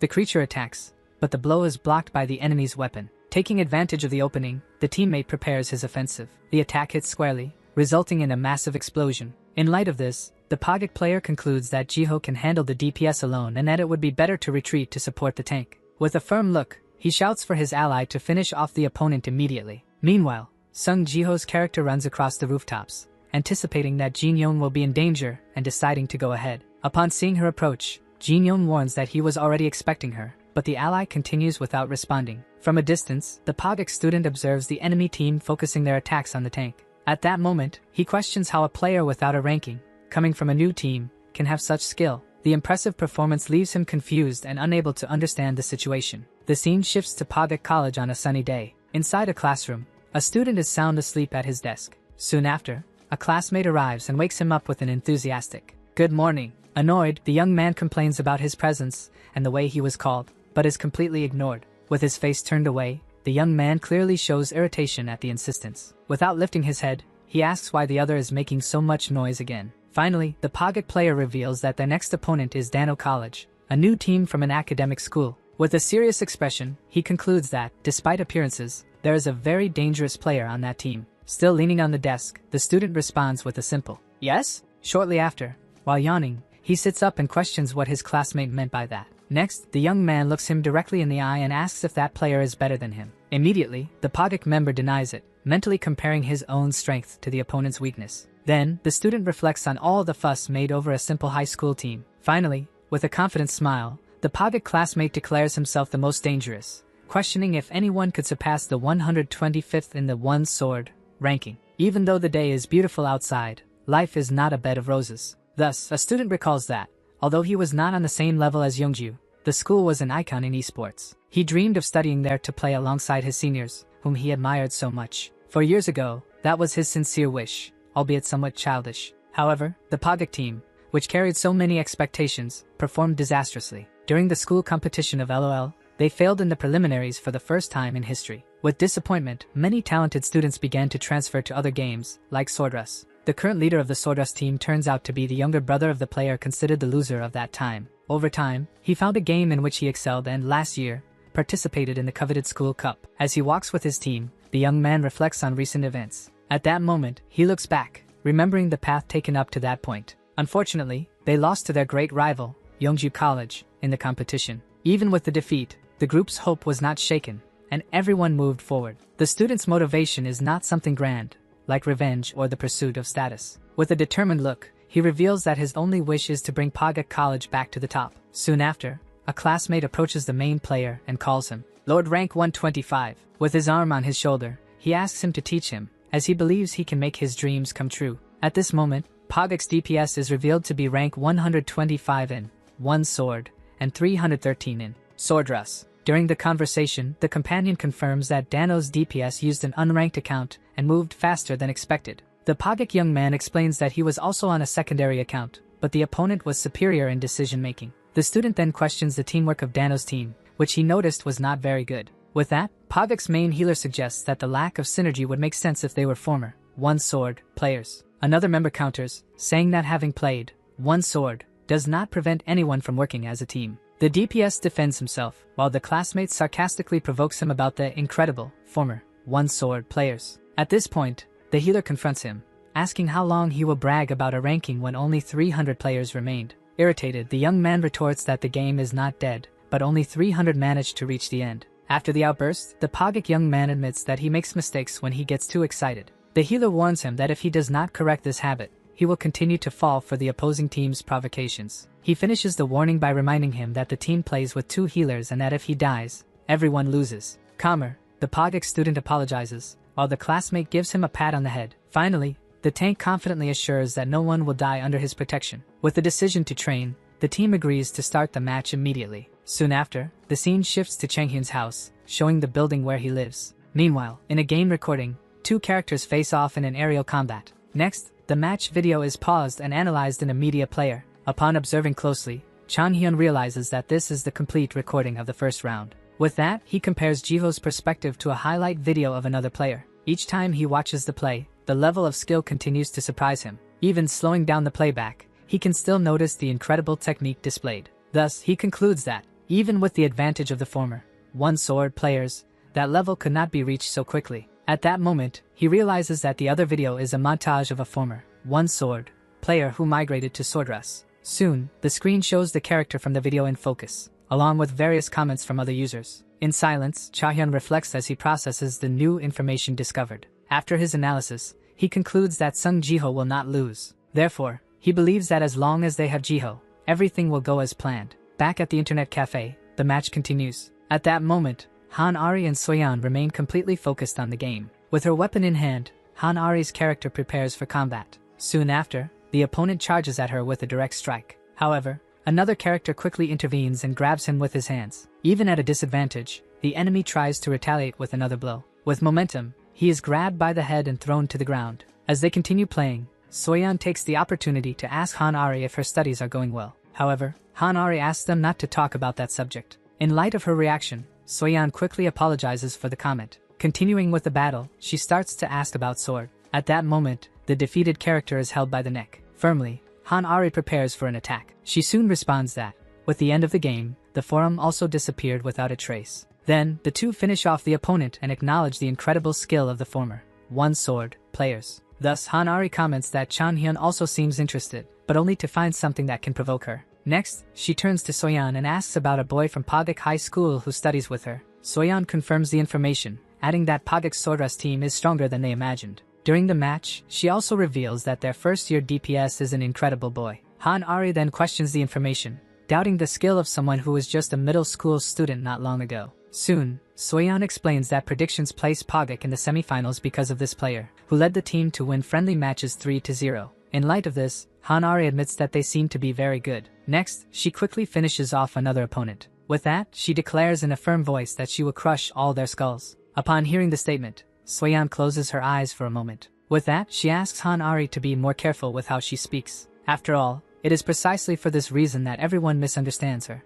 A few days later, Sung Ji-ho arrives at the cyber cafe where the friendly match between Dano and Pagak schools will take place. Soon after, he looks around the place, being the second to arrive for the event. Thus, he notices that Han-Ari is already there, having been the first to arrive. Next, the boy greets her and asks if she came early, to which she replies that she wanted to warm up her hands in advance. In light of his excitement, the captain merely nods briefly. With that, Ji-ho says he has something to give her, making her ask if it's drinks again. Such a gesture sparks Ari's curiosity about what he suddenly brought. 30 minutes later, Jin Young and Shin Woo-jin finally arrive, with a friend calling out for Sung Ji-ho. Already seated next to his colleague, he greets Jin Young as soon as he approaches the chair. Right behind, Ji-ho refers to him as local, prompting Woo-jin to question the nickname. Even without understanding, the newcomer simply invites everyone to warm up their hands for the match. As he prepares, Ji-ho silently observes Woo-jin for a moment. At that instant, the members of the Pagak school team enter the establishment. One of the opposing students soon complains on his phone that Shin Jae-duk is late again. With that, the captain of Pagak, Lee Toon, is introduced. Soon after, he introduces himself as the team leader and extends his hand,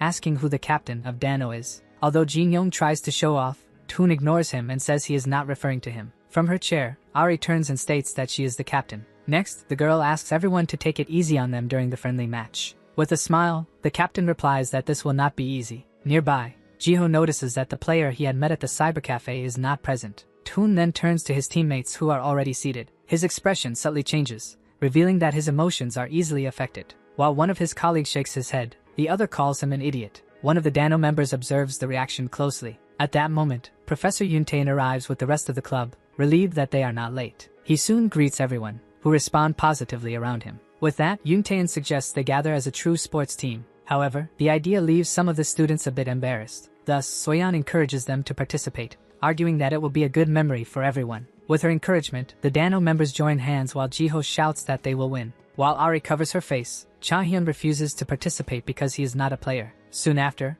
he watches the scene with a confused expression. With that, Han-Ari glances at Ji-ho, who continues to smile beside her. Even without understanding, the professor simply calls the boys' attention to get ready. Then, everyone gathers in a circle and prepares for the war cry, with Ji-ho stating that he wants to win. After the countdown, Team Dano shouts, "Fight!" while a member of the opposing team watches from afar. With that, the young man laments that Shin Jae-duk is late once again. At the same time, he reflects that Toon has been very tolerant with his teammate. Meanwhile, the captain of Pavik talks about having children, leaving his companions speechless. Soon, the map for the match is revealed as the Pillar of Lament. Next, the rules are announced. Elimination mode 4v4, with victory going to the first team to score 3 points. The composition of Team Dano is shown, while Ari and Soyeon comment that they missed playing together. On the other side, the opposing team prepares with their formation, while Toon instructs them to play as they had trained. Already in the game, Ji-ho observes that they followed the 2 DPS strategy prepared by Chan-hyun. At that moment, he realizes that everyone is sacrificing themselves for him during the match.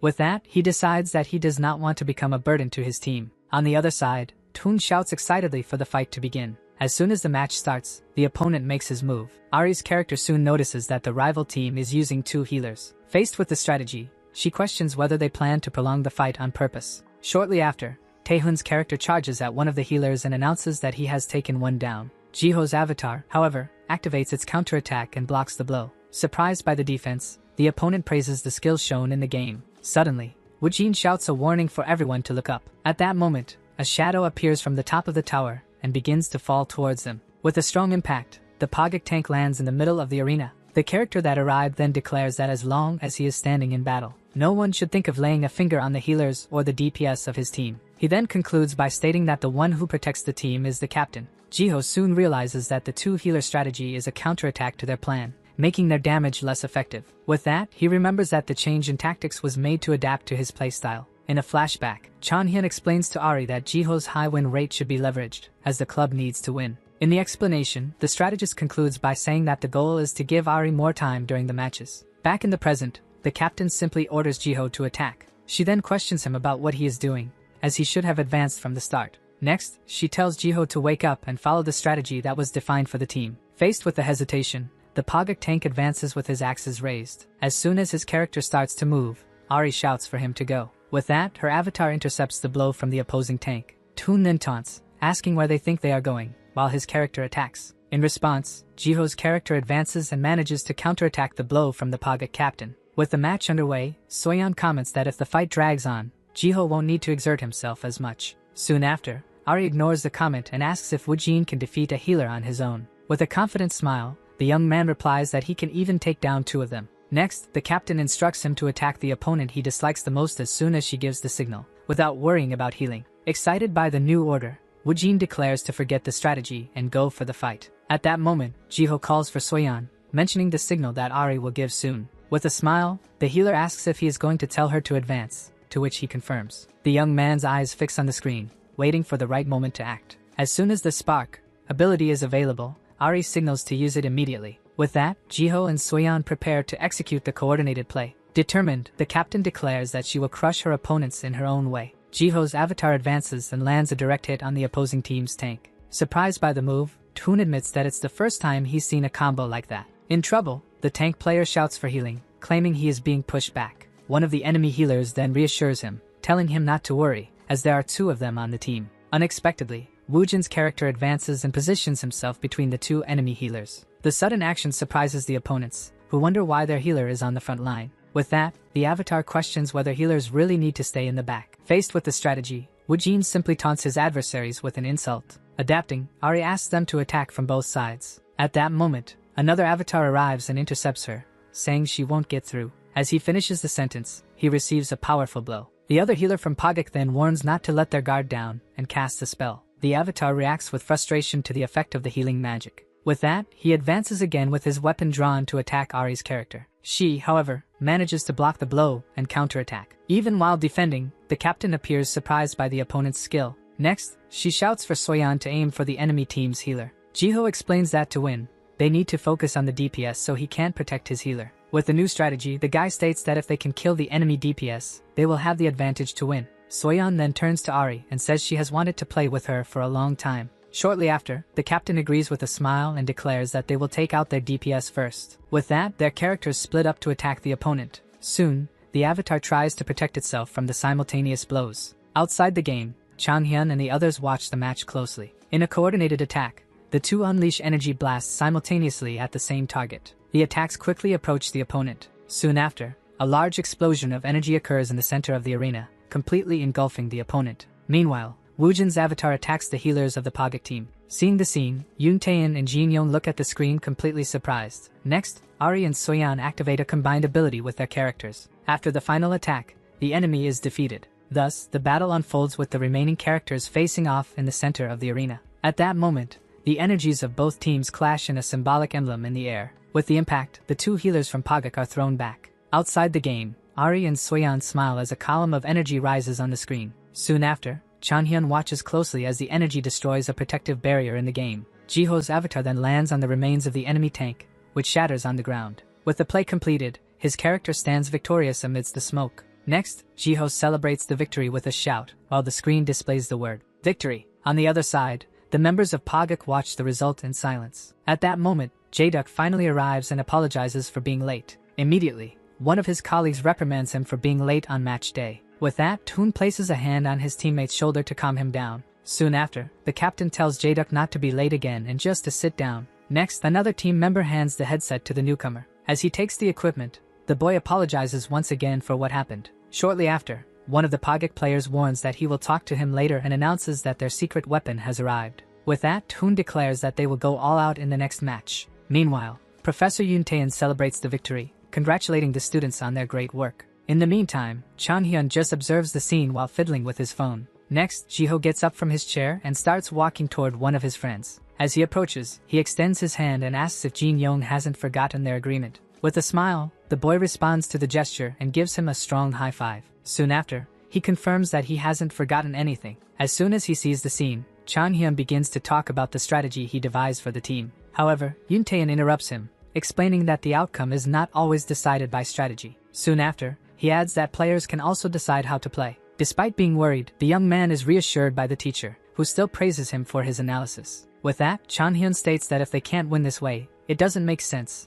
and that next time he will prepare something more certain. Next, Yoon Tae-in asks Sung Ji-ho how he is feeling after the match. With a smile, the master hands him a bottle of water and congratulates him on a job well done. As Jin Young sits in his place, the coach comments that he will do a good job prolonging the match. Promptly, Sung Ji-ho replies that, of course, he fully trusts his friend for the task. Additionally, he adds that he also trusts the teacher to guide them in the competition. Moved by the statement, Yoon Tae-in thanks the young man with tears in his eyes. On the other hand, the Japanese player admits that Team Dano is much better than he imagined. One of his teammates soon complains that the problem was not the healing, but rather the aggressiveness of the opponents. In light of this, Lee Tae-ho questions whether they will continue complaining, since the first round was only to observe. The young man further states that the defeat was due to a lack of damage, but with Jae-duck joining, they can win. He then admits that the opponent's dominance was good, but not to the point of being unbeatable. With that, he says he will take care of the rear guard and tells the team to advance against the opponents. As soon as the next round begins, Team Pogak positions itself with its new attack formation.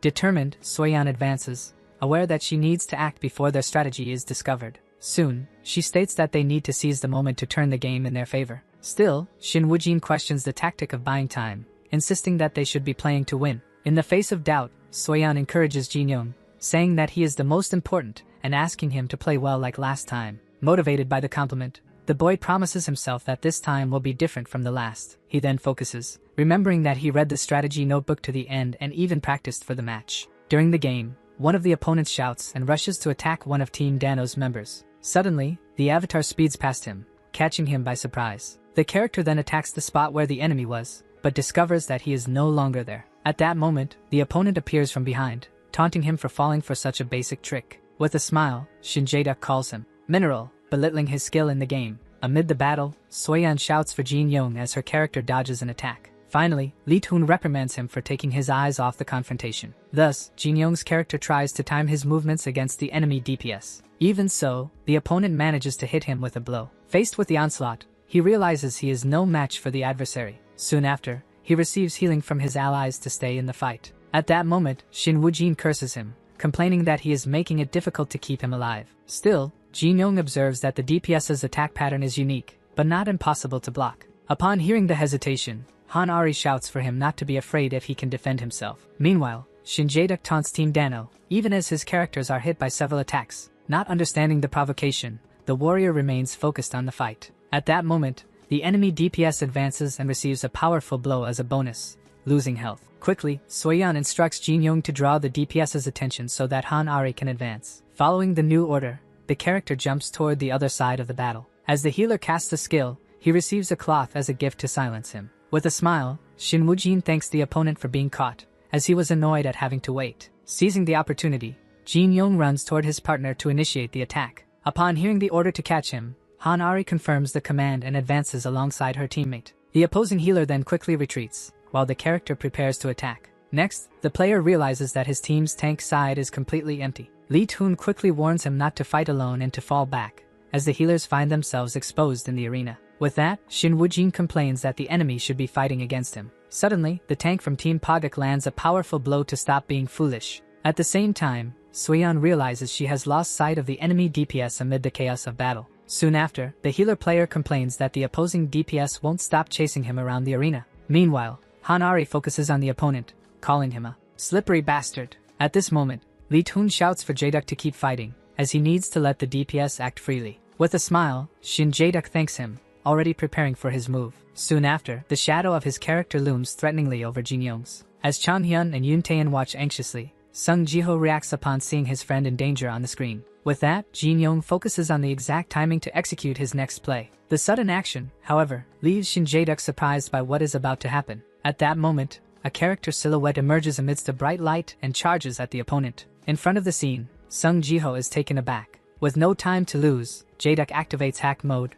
pressing everything at once. His character then unleashes a flurry of blows that hits the opponent squarely. By spamming attacks, he leaves the avatar with only 1 health point. Meanwhile, Hanari realizes she is unable to get close to the opposing team's DPS. Soon, the player notices that Jin Yong has finally been defeated in the confrontation. Faced with the situation, Jae-duck announces that he will use his ultimate ability. Then, Hanari is hit by the devastating technique. For some reason, the young man appears visibly tense in his chair. With that, Lee Toon shouts in frustration, questioning what he is doing in the middle of the match. The avatar controlled by Jae-duck then advances and strikes him with a devastating blow, finishing off the opponent. Soon after, Chan-hyun checks the match time on his phone, which reads 8 minutes and 52 seconds. In light of the result, he admits to himself that the team's performance wasn't bad at all. With Dano's defeat in the second round, Professor Yoon Tae-in congratulates everyone for their good work, despite the overall frustration. Next, Chan-hyun approaches Sung Jiho, who is sitting in his place. Shortly after, the professor also joins them and asks how he is feeling. Instead of responding, the boy places his hand on Jin Yong's shoulder and asks if he can play. He then congratulates his friend on the great job and encourages him to prepare for the next match. At that moment, Sung Jiho turns with a determined expression on his face. With everyone paying attention, he receives the focused gaze of his professor. Finally, he declares that this time he wants to switch places with Hanari. After the second round, Lee Toon celebrates with his team and encourages them to keep up the pace. One of his teammates, however, reprimands Shin Jae-duck, saying they would have won the first round if he hadn't been late. With a tired expression, the young man simply apologizes for what happened. Toon then defends him but warns that he won't let him play if he is late again. At that moment, one of the Pogok players notices that the captain of Team Dano seems to be out for the next match. With that, he questions the reason for the substitution, as she had been playing well until then. On the other side, Hanari reacts with surprise to Sung Jiho's proposal to switch places with her. As he stares at her, she continues to look at him, not understanding the situation. Now standing, the young woman stares at her own bandaged hand in light of the unexpected request. Even without understanding, Jiho states that he has something prepared with Jin Yong and that they will surely win. With a determined look, he simply asks her to trust him. Professor Yoon Tae-in then questions her decision, but Hanari interrupts him and says she will sit out. Faced with the insistence, she admits that she doesn't know what Jiho is planning. She then turns to him and warns him to do it right, as she will be taking her place. With a smile, the boy responds with an enthusiastic yes, accepting the responsibility. As soon as the third round begins, Jin Yong's character charges alone against the opposing team. As he runs, he wonders what Jiho is thinking, since the only order was to advance. With that, the Pogok tank intercepts him, confirming that he would become the main target. At that moment, Sung Jiho's character quickly passes by him towards the enemy's rear. The sudden maneuver leaves Jin Yong completely surprised by the strategy. Even without understanding, his avatar manages to block the tank's attack, finding it easier than facing a DPS. Faced with the new threat, he questions what is happening in the match. On the other side, Lee Toon asks where Jiho thinks he is going with that charge. Soon after, Shin Woojin's character blocks the path of the enemy tank. With that, Toon realizes that their plan is to distract the tanks to attack the rear. He then shouts a warning to Jae-duck, informing him that Dano's team DPS has managed to get through. The warning, however, leaves Jae-duck visibly surprised and unresponsive. Seeing the response, Toon wonders why he is acting that way. Jae-duck's expression only becomes more confusing as the match unfolds. Soon after, Jiho's character manages to block and counter the opponent's DPS attack. With the unexpected defense, Jae-duck questions what is happening in the match. As a result, a large explosion of energy occurs in the center of the arena between the two characters. Sung Jiho then recognizes the off-rhythm combo that his opponent is using. Even without understanding, Jae-duck wonders what kind of feeling that is during the fight. With that, Jiho's character slides across the ground, demonstrating precise reaction time. Shin Jae-duck then realizes that this is the first time this has happened since he started playing Swordrush. Soon after, he concludes that his opponent is simply better than him at the game. Faced with the situation, his character charges forward for a desperate attack, until he remembers the ranking 125 of the game, one sword. With that, the opponent activates his special ability, the Red Moonlight Storm. In an agile maneuver, Sung Jiho's avatar jumps back and dodges the blow. The perfect dodge leaves Shin Jae-duck completely unresponsive in front of the screen. Next, Jiho's character's eyes shine, as if provoking the opponent. With a smile, he prepares to finish the play and secure the victory. Jae-duck screams in frustration, while Lee Tae-ho reprimands him for not following the team's orders. Suddenly, the opposing healer charges forward and launches an attack, catching Jae-duck's character by surprise. With that, Tae-ho explains that he and the other healer have trapped the enemy tank and support, giving their team an advantage. He then asks Jae-duck to trust Junho and not be afraid, receiving an immediate confirmation. Outside the game, Hanari watches the match completely surprised. The healer taunts him about losing his composure, making him realize that Jiho's character will follow him. Faced with the situation, Jae-duck decides he needs to fight the utility character first, and jumps away. Next, Sung Jiho informs Soyeon that he will draw the attention of the enemy DPS so she can take care of the healer. His avatar quickly advances and lands a direct hit on the opponent. Even hit, Jae-duck's character prepares for the next attack. With that, Jiho realizes that the opponent has regained his composure and remains calm even under pressure. He then remembers the enemy's special ability, the Red Moonlight Storm. Seeing the silhouette of the technique, he recognizes that the opponent has improved since their last confrontation. With that, Jae-duck believes he can finish off the low defense character with his ultimate ability. Sung Jiho then informs Soyeon that he will use his ultimate, leaving her surprised by the sudden decision. He quickly explains that he will use his super counterattack ability as soon as the rival uses his. With that, Soyeon confirms that her own techniques are also ready to be used at the right moment. In the game, the two characters face each other, while Jae-duck asserts that even professionals cannot dodge his ultimate. Then, both activate their ultimate abilities at the same time. Jae-duck's character is enveloped by an intense light as he prepares for the final blow. On the other side, Jiho watches the scene with a surprised expression on his face. Unexpectedly, his avatar charges forward at high speed, sliding across the ground. With a quick movement, he propels himself alongside the opponent, leaving a trail behind. The sudden play leaves Jae-duck completely shocked and speechless. With the super counterattack activated, Jiho's character strikes the enemy hard with a powerful blow. The impact sends Jae-duck's character flying away, completely defeated. In his chair, he remains paralyzed, staring at the completely white screen. With the match concluded, he merely whispers the name of Sung Jiho's character, Spiro, as soon as the screen displays the word victory. The Dano team celebrates the result with a cheer. Right after the victory, Sung Jiho rushes past Jin-young towards the opposing team. The sudden action leaves everyone confused, not understanding what he intends to do. Then, he grabs Shin Jae-duck's arm and states that they need to talk. With that, Sung Jiho pulls him close and shouts the name of his special ability, the Red Moonlight Storm. Faced with the scene, Shin Jae-duck feels completely awkward as he is held by him. In a memory, Sung Jiho had used a motion sickness sticker, so he was in his best condition. Thanks to that, his impeccable performance made the final confrontation end in the blink of an eye. As a result, the Pogik school team was completely perplexed in front of their computers after the defeat. Later, they were seen in a diner, reflecting on the outcome of the match. As Sung Jiho's team left the place, a brief thought about the opponent's situation arose among them. However, the reflection was soon interrupted when Jin-young began to shout and celebrate the victory in the middle of the street. His contagious joy quickly took over the environment, overshadowing any other feelings. Thus, the team's first victory in just 2 matches brought visible relief to all the members. From that moment of happiness, everything seemed to change for the future of the esports club. Meanwhile, in his office, the school principal was reviewing some documents and stated that the students had talent. Then, Professor Yoon Tae-in requested permission for the students to use the club room until later. The principal listened to the entire argument in silence. Soon after, he questioned the professor about the students' grades involved in the club. Yoon Tae-in explained that, with the exception of 2, the others were performing only at an average level. After the response, the principal remained silent, processing the information received. Then, he imposed the condition that if the grades of more than 1 student fell in the upcoming tests, the club's activities would be terminated. He added that, although he understood the professor's feelings, he did not wish to hinder the students' dreams. With that, the principal reminded him of his responsibility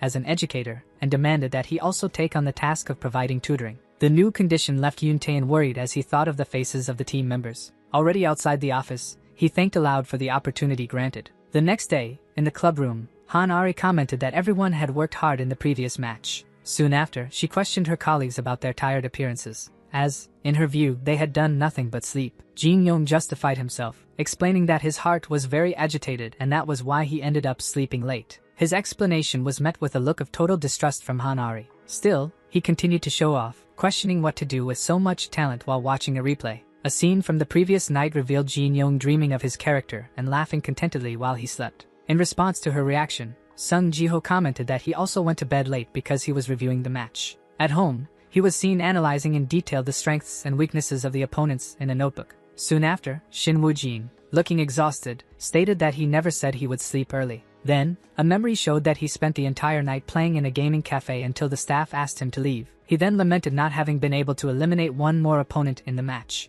Back in the club room, Han-ari commented that she would only trust the boys if they were the type to listen. At that moment, Soyeon justified that they were probably as agitated as she was, who could barely sleep thinking about the match. In the blink of an eye, the girl confirmed her theory with a rhetorical question. Thus, Sung Ji-ho and Jin Young agreed at the same time, happy to finally be understood. With that, the conversation shifted focus when Soyeon asked Han Ari what she had done the night before. Soon a memory revealed the captain in her room, thinking about a professional player and an old match. Gradually, her thoughts turned to someone very focused during a heated confrontation. She remained seated in front of the computer, with a fixed and thoughtful gaze. Next to her, Chang-hyun asked if she was upset that they hadn't used their tactics correctly. Without averting her gaze, she responded with another question, wanting to know why he left first the day before. At that moment, the boy remembered the scene where Sung Ji-ho pulled Shin Jae-duk aside for a conversation. The memory showed Jae-duk asking for silence while being held by the shoulders. With the reaction, the boy quickly tried to confirm if he had also been an old player of the same game. Soon after, he hugged him tightly and celebrated the reunion since the end of One Sword. Still hugging, he declared that he couldn't believe he had found someone he used to play with in the past. With that, Jae-duk asked him if he was Spiro, the famous player who even surpassed professionals. With a confident smile, the confirmation of the old identity came. Even without understanding, Jae-duk asked how he could recognize him since they had only played one match. The other replied with a slight smile that he could never forget who challenged him the most throughout his journey in the old game. In light of the revelation, Jae-duk simply said it was a pleasure to finally meet him. Then, Ji-ho apologized for the exaggerated reaction, justifying that he was just very happy about the reunion. Still surprised, the rival accepted the apologies and stated that he also did not expect that. He then commented that everyone was curious about player number 1 and praised him for being so young. Finally, he asked why he hadn't played Swordrush until now, receiving the response that he didn't even know the game existed. Next, Ji-ho explained that he couldn't play because his computer was bad and he ran out of options after One Sword ended. Soon after, he praised his former rival, saying that he had evolved a lot and that his performance was incredible. Upon receiving the compliment, he breaks into a wide and confident smile. He then asks his rival what he thought of his performance, commenting that he still feels a bit below his previous level. During the conversation, Sung Ji-ho reflects that his skills are a bit weak, while Jae-duk offers help. With that, the young man asks for his phone number so they can arrange training together. Thus, the memory of Chang-hyun ends, and he recounts that Ji-ho entered the decisive match. Next to him, Han Ari shows irritation at Chang-hyun's arrogance, who believed that victory was guaranteed with his strategy. At that moment, Professor Yoon Tae-in enters the club room, apologizes for the delay, and announces that he has an announcement. With a smile on his face, he announces that from that day on, they will be able to practice in the room until the evening study hours. The news is received with great celebration. Soon after, the professor reveals the condition that if grades drop on the next test, everything will return to how it was before. To avoid problems, he informs that everyone will have 1 hour of remedial classes after regular classes end. He further adds that if they do not pay attention in the extra classes, they will not be able to participate in the training. Next, Yoon Tae-in informs Soyeon and Chang-hyun that they can go to tutoring after the remedial classes,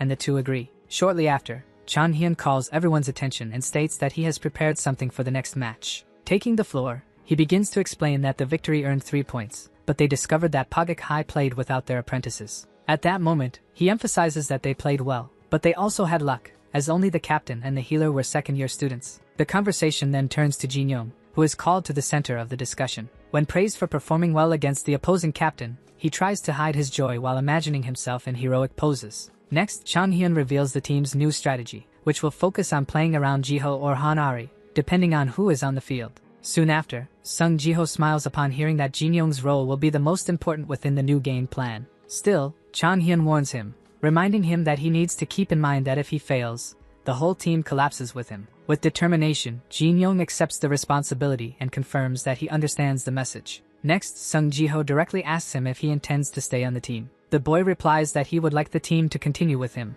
while Shin Woo-jin accuses him of using tutoring as an excuse. The tension in the room rises, leaving Han Ari visibly pleased with the situation. Finally, Chang-hyun states that he will do both, since he cannot play and wants to continue helping the team. He then declares that he will remain in charge of the strategies and asks to be informed of any problems. With irony, Han Ari reminds him that he always told her to quit the club, but she agrees with the decision. However, Chang-hyun completely ignores the comment and turns his attention back to Ji-ho, leaving the girl irritated. Soon after, he offers a borrowed computer for the boy to play ranked matches and show his true skills. The sudden proposal leaves Sung Ji-ho completely confused, not understanding what is happening. Next, Cha-hyun places a laptop on the table and asks if he knows the YouTuber Europe and the professional player Lee Jin-ae. Upon hearing the names, Han Ari immediately recognizes the identity of the professional player she was thinking of. With that, Chang-hyun reveals that both want to see him play immediately, if he is interested. The surprising revelation leaves Han Ari completely paralyzed and unresponsive to the news. Although he was at home, Sung Ji-ho doubts that the game can run on the device. As soon as the game starts working, he is completely shocked by the unexpected result. Because of this, he says goodbye to his old computer, which can finally rest. 2 hours later, during a normal match, the young man pushes himself to be even faster. Even moving at high speed, he keeps repeating that he needs to be quicker. He soon realizes that the level of the opponents is very low, and that it is not enough for his training. For this reason, he continues playing and racking up victory after victory without any difficulty. After a long winning streak, his character finally reaches the maximum level. With the maximum level achieved, he celebrates for finally being able to play ranked matches. Meanwhile, Han-Ari remains in her room, remembering the professional player Lee Jin-ae. The memory makes her question whether her friend's performance was really superior to that of the professional. At that moment, the scene of Chang Hyun's proposal returns to her mind, reinforcing the importance of the moment. Back at the club, Soyeon's surprised reaction highlights that Lee Jin-ae is the captain of the national swordrush team. Next to her, Jin Young maintains an expression of total disbelief at the news. In that moment, Han-Ari remains paralyzed, simply absorbing the information she has just heard. With a serious look, Chan Hyun confirms that the famous player is currently ranked number 1 in swordrush. Soon after, Professor Yoon Tae-in asks him to explain the situation in detail, and the young man apologizes for having gotten carried away earlier. After that, he begins to recount that, aside from the graphics, there was a game identical to swordrush called One Sword. He reveals that Lee Jin-ae, the undefeated player in the Sword League, has always been the second-ranked player in One Sword. He then explains that since the introduction of the ranking system, one player has remained at the top the entire time. With that, he points out and reveals that the number 1 player in the old game was Sung Ji-ho. In response to everyone's reaction, he asks if the news is really that surprising. Then, he states that since everyone has played with him, they should have noticed his skill level. Upon hearing the explanation, Shin Woo-jin finally understands the origin of such talent. With his arms crossed, he admits that all this time he thought Ji-ho was just a genius. Shortly after, the boy questions him about how he discovered Gyurup and Lee Jin-ae's interest. Chan Hyun reveals that he overheard the conversation by chance while going to the bathroom after the 4th round against Pogak High. He then apologizes and says he didn't intend to share anything, leaving everyone surprised. To conclude, he states that as a team, they need to share this kind of information. After the revelation, Han-Ari remains silent, processing the information with a distant look. In a memory, she reflects in her room that she knew he was special, but never imagined he was better than Jin-ae. Finally, she opens Sung Ji-ho's old player profile, under the name Spiro. Due to her growing curiosity, Han-Ari wonders what his playing style was like in the past. Sitting in front of the computer, she begins to watch one of the boy's old matches. The skill demonstrated in the video leaves her completely shocked, to the point of exclaiming that it was insane. During the match, she notices that he checked his surroundings at an incredible speed, even in combat. She soon understands that in a zero-gravity map, he accelerated his movement by up to 3 times, which explains his motion sickness. Next, she starts analyzing the replays of the previous day's practice match. Upon seeing Jin Young's death, she tries to understand what her teammate did to be defeated. The scene shows Ji-ho's character advancing against an opponent on the battlefield. With that, the basic skill called Spark is activated for the attack. The analysis of the play makes her understand the reason behind her teammate's defeat. The replay reveals that the strike was so precise that the player Deeks arrived too late to help. With this new discovery, the young woman begins to reflect on all the times she played alongside him. While analyzing the plays, she realizes that her partner always created one-on-one situations for her to attack freely. A scene from the match shows his character in the midst of an intense battle against opponents. With that, Ari realizes how much effort he put in to reach that level of skill. The discovery makes her question her own dedication and what she needs to do to improve. She then looks at her keyboard and then at her own hands, reflecting on her journey. Frustration takes over, and she lowers her head onto the computer desk. Soon after, she runs her hands through her hair, searching for a solution to her new uncertainties. Upon grabbing a wrist guard, she concludes that there are many people better than her in the game. With the accessory in hand, she finally realizes that what she lacked was leadership. Elsewhere, Ji-ho reflects that his ranked matches have been postponed due to training. As soon as the search for a match begins, he wonders if he will be able to be number 1 again. Right at the start, the new teammates complain about his character choice. Faced with the team composition of 2 DPS and a healer, he analyzes the situation. With that, he decides that he just needs to take on the tank role to balance the team. The final formation becomes 1 tank, 1 healer, and 2 DPS against the opposing team. As soon as the match started, the player used his counterattack skill to force the advance of the opposing tank. With the enemy advancing, he quickly dodged to prevent the DPS from escaping. With that, the opponent was knocked to the ground, causing the tank to retreat towards him. Taking the chance, he launched a direct attack on the defenseless opponent. As the tank shifted focus to the allies, his character repositioned in the air. He soon prepared to attack the enemy, who was completely exposed by turning their back. Then, a strike was launched and hit the opponent squarely. The play was so precise that the attack managed to hit both rivals at the same time. Because of this incredible performance, the other players accused him of using hacks in the match chat. Even with victory assured, he continued practicing to get used to the new plays in real games. Elsewhere, Jin Young was playing in a gaming cafe. Next to him, Shin Woo-jin was so focused that he looked ready to kill someone. With that, he turned his attention to the keyboard, determined to train with the same intensity as Sung Ji-ho. Soon, everyone's concentration was interrupted when the staff announced that it was already 10 at night, and they needed to leave. In the kitchen of her house, Soyeon was peeling an apple. With her head resting on the table, her younger sister called her. Then, the girl asked if something good had happened for her to seem so cheerful. Without stopping what she was doing, she confirmed with a smile that something good indeed happened. Shortly after, she explained that she felt she had gotten much closer to her friends from the club. Meanwhile, at Chang-hyun's house, the night was going much more productively. Sitting at his desk, he was talking on the phone and stating that the other party didn't care about the details. While jotting down notes in a notebook, he asked how long it would take to prepare everything. With that, he assured that he would get in touch as soon as he had confirmation. Soon after, the call ended with a thank you to Girup for his work. During a match, the enemy team revealed a formation with a tank, a healer, 2 DPS, and a Saigon.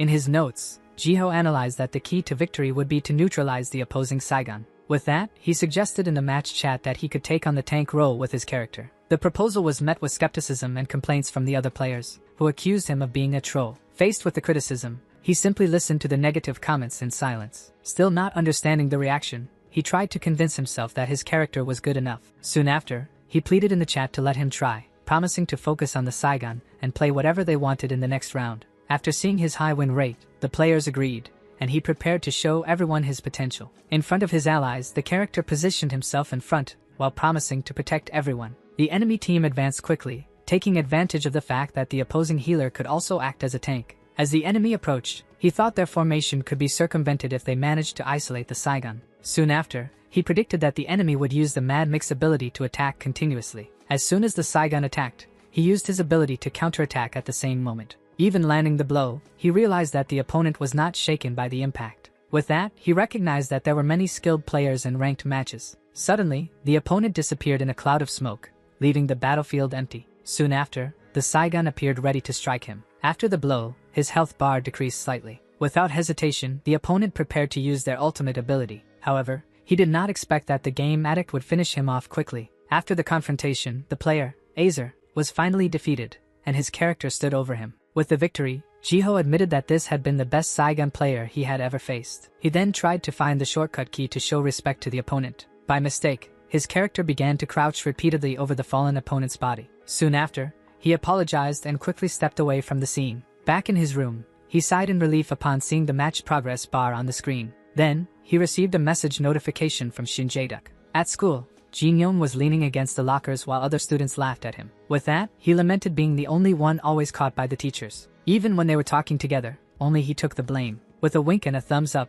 Ji-ho replied that his friend should have paid more attention. Jin Young then looked at his planner, where he had circled Sung Ji-ho's solar plexus as a target on his to-do list. His attention turned to Shin Woo-jin, who was sleeping at his desk, and he wondered why the classmate never got into trouble. Suddenly, Ji-ho wondered why Shin Woo-jin was called by the nickname Local. A memory showed the two being kicked out of the gaming cafe the night before, while the classmate complained about having nowhere to go. At that moment, Jin Young agreed with the idea that students shouldn't be out so late. Soon after, he noticed something strange and asked if Woo-jin had gone there right after class ended. Not understanding the question, the boy asked where else a student should go after school. In response, Jin Young simply nodded and gave up trying to argue with him. The scene then shifted to the school cafeteria during lunchtime. While eating, he explained that his classmate always went to the internet cafe when there was no club practice. Unable to contain himself, Jin Young directly asked Woo-jin why he had the nickname Local. The question left the boy confused, as he finally understood that the nickname referred to him. Jin Young then wanted to know if he was a delinquent, mentioning the rumors about his reputation in the neighborhood. In response, Woo-jin denied the accusation and said he wasn't a kid to be a delinquent. Even so, Jin Young insisted on the topic, pointing to his appearance and scars as proof, while the other asked him to stop.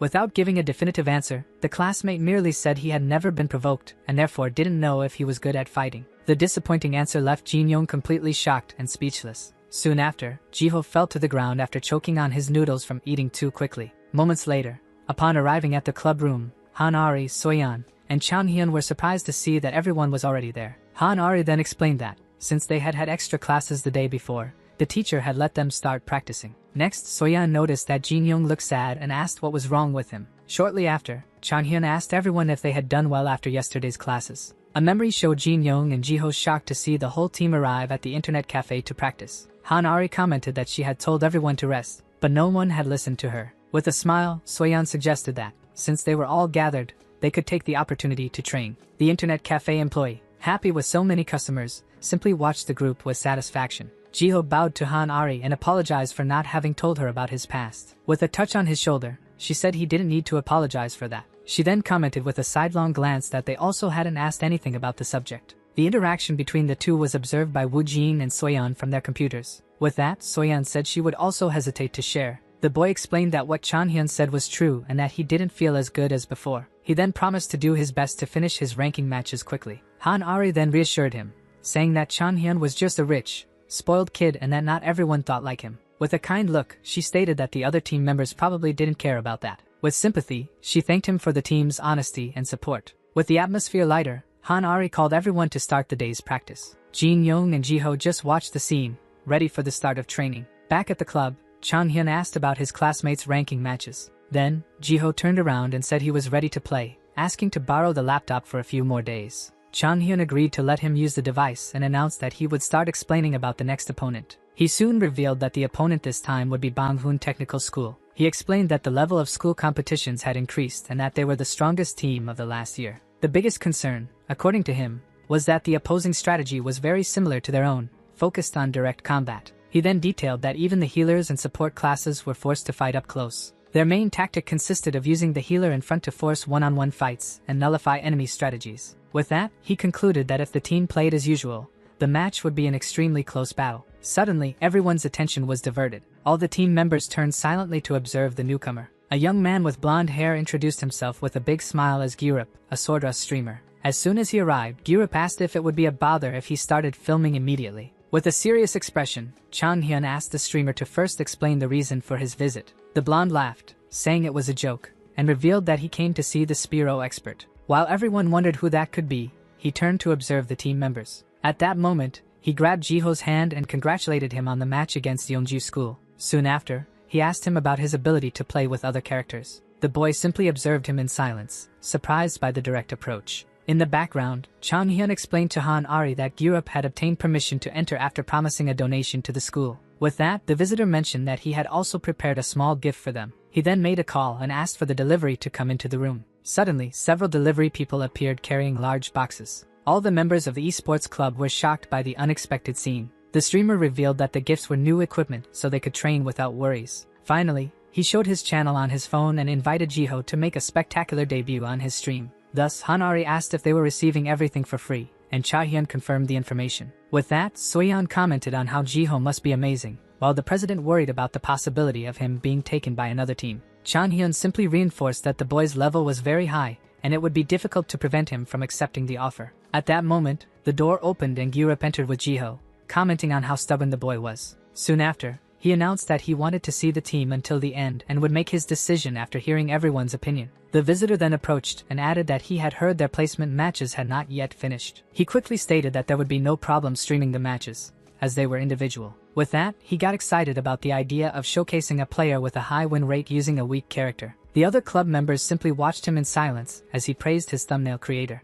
The streamer then suggested that they could cover Jiho's face and use an aggressive title for the video. In an instant, he opened his arms and declared that Jiho would become a YouTube star. Turning to the others, Gyurup offered them the chance to be friends with a future celebrity. The entire team remained silent, processing the visitor's extravagant proposal. Suddenly, Gyurup's watch beeped, reminding him of his next appointment. With a smile, he thanked them for the reception and said he hoped they would make good use of the gift before saying goodbye. Before leaving, Gyurup also asked them to subscribe to his channel, also known as Manhwa Outpost. Soon after, Jiho commented that the streamer was good at talking without giving anyone a chance to respond. With conviction, he declared that his focus was on the school competition and that he wanted results as a team, not individually. Meanwhile, Jin-young suggested that he participate in the stream, since he would need to play the matches anyway. The idea, however, irritated Jiho, as it sounded like it insinuated that he wasn't good at anything else. Sitting at one of the computers, Shin Woo-jin simply said that life was his and he could do whatever he wanted. Calmly, Han-ari and Soyeon thanked their colleague for thinking of them and asked him to reflect on the matter peacefully. With the deadlock resolved, Chanhyun announced that he would finish talking about their upcoming opponents from Banghoon School. He then explained that,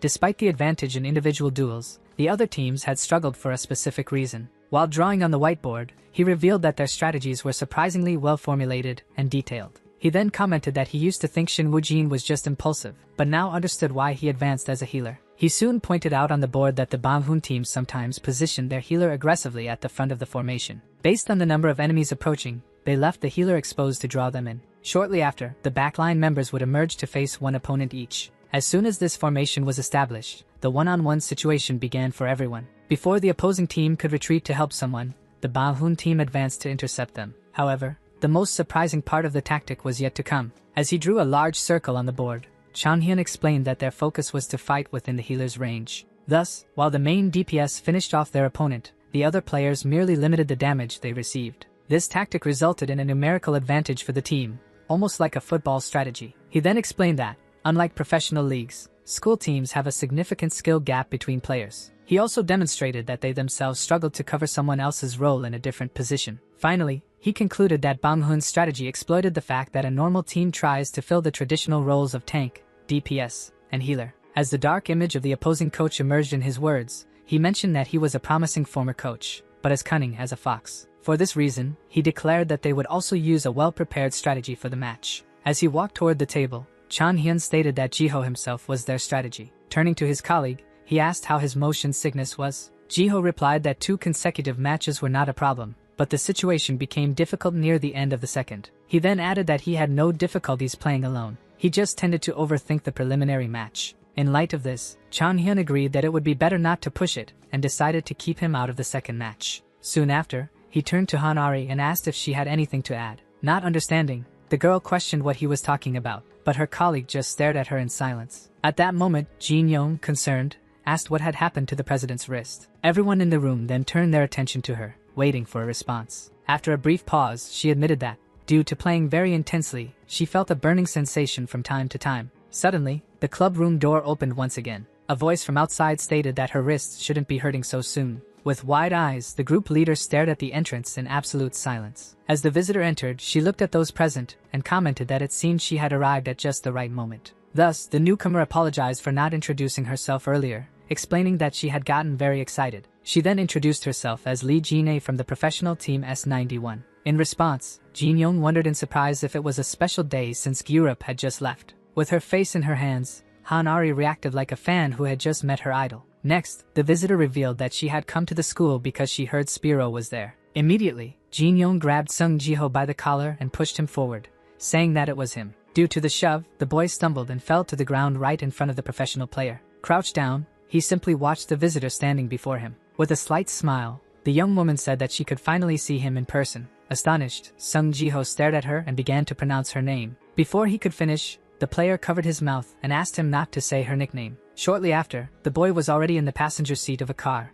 reflecting on how professional players could drive luxury vehicles. He then asked how she managed to get there since she should be busy with training. While adjusting her sunglasses, the driver replied that she wanted to confirm if he was really Spiro. Finally, she flashed him a smile and added that she had also come to entice him. With a confident look, she rhetorically asked how many players besides her would know for sure who Spiro was. In the meantime, Shin Jae-duk was eating with his mouth open while his colleague asked him to behave. Still in the car, the boy repeated her word without understanding what was happening. The visitor then clarified that the intention was to convince him to join her professional team. Soon after, she revealed that a big change was coming soon to the professional Swordrush League. According to the player, it was a change completely suitable for him. Just as the car came to a sudden stop. Curious, Sung Jiho immediately wanted to know what kind of change that would be. As soon as she parked the car in the garage and turned on the interior light, the driver prepared to respond. With a smile, she announced the creation of the long-awaited individual league of Swordrush. She then unbuckled her seatbelt and invited him to come up and talk more calmly.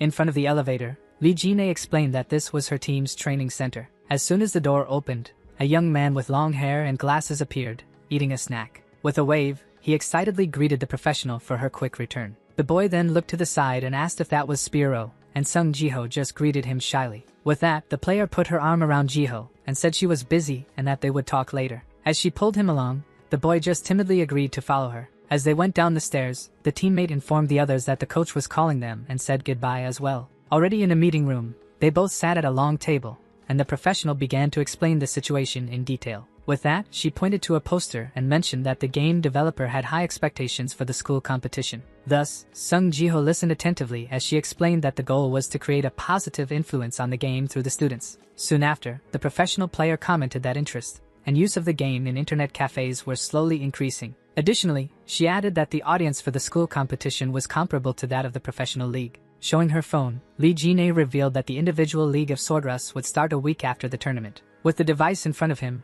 he explained that the intention was to extend the popularity of school players to the professional league. He then pondered that it was difficult for students to debut directly on teams due to organizational issues. Therefore, just like in the first generation of esports, they would use individual matches as a gateway for new stars. With a direct look, he began to say that, in the case of individual matches, the situation was different. He then questioned whether he needed to say anything more with Spiro right in front of him. In response, Sung Ji-ho turned to her and asked what he needed to do to seize the opportunity. With a confident smile, Lee Jin-ae simply invited him to play a match with her. Immediately, the young man accepted the challenge from the professional player with a slight smile. As he stood up, the host said she was eager to see if he had improved or worsened. She then reminded him that he could speak comfortably, as he had never used honorifics during the time of One Sword. Once in the game, he was surprised to see his avatar and commented that, after all, it was another person. He then explained that a mysterious user was rapidly climbing the rankings, generating rumors that it could be the former number one. As the player ignored all messages, curiosity only increased, and then she invited him to start the match. With his weapon in hand, he thought it was an honor to have Spiro playing with his exclusive character for her. Her character, Blint, quickly jumped, disappearing into the snowy scenery. Meanwhile, Sung Ji-ho analyzed the notes on Blint, recognizing that it was the type of character Jin-ae would like. During the match, he noticed that her attack speed was high, which would give her an advantage to retreat after her strikes. At the same time, Lee Jin-ae realized that her opponent immediately moved to a favorable location on the map. As the two characters faced off, he reflected on whether he was using mind games because his old form had not yet returned. With a focused look, he concluded that it was dangerous not to be able to position himself behind Spiro. In a quick move, Blint jumped to dodge an attack, and Spiro countered with a skill. Then, the two avatars faced each other closely after the exchange of blows in the middle of the arena. Thus, Sung Ji-ho realized that her attack pattern was different from what he used in One Sword, and that her skills had improved. Meanwhile, the player noticed that his reaction speed and patience remained the same as before. Soon after, she challenged him to block her next sequence of attacks while preparing her skill. With his guard up, Spiro blocked the strikes and replied that it was useless to try to make him talk in the middle of the fight. Thus, the collision of weapons generated sparks upon the direct impact between the two avatars in the snowy setting. At that moment, he took advantage of the opening to pass by her and reposition quickly. With that, the two characters distanced themselves again on the battlefield. At this moment, Blint realized that the opponent had used his movement skill. With a confident smile, the player decided that there was only one thing to do in that situation. Meanwhile, Sung Ji-ho simply watched her from the other side of the screen with a determined expression. As soon as her character used the water pole skill, Spiro activated his counterattack. The collision of the skills generated a large explosion that sent Blint flying away in the scenery, and Spiro as well. Sliding on the ground, the young man thought it was the right moment to use his ultimate skill. In the same situation, the adversary commented that he hadn't played Swordrush in a long time, having started recently. With a surprised smile, the professional praised her opponent and said that his old form had returned quite a bit. She then questioned and thought whether, with that skill,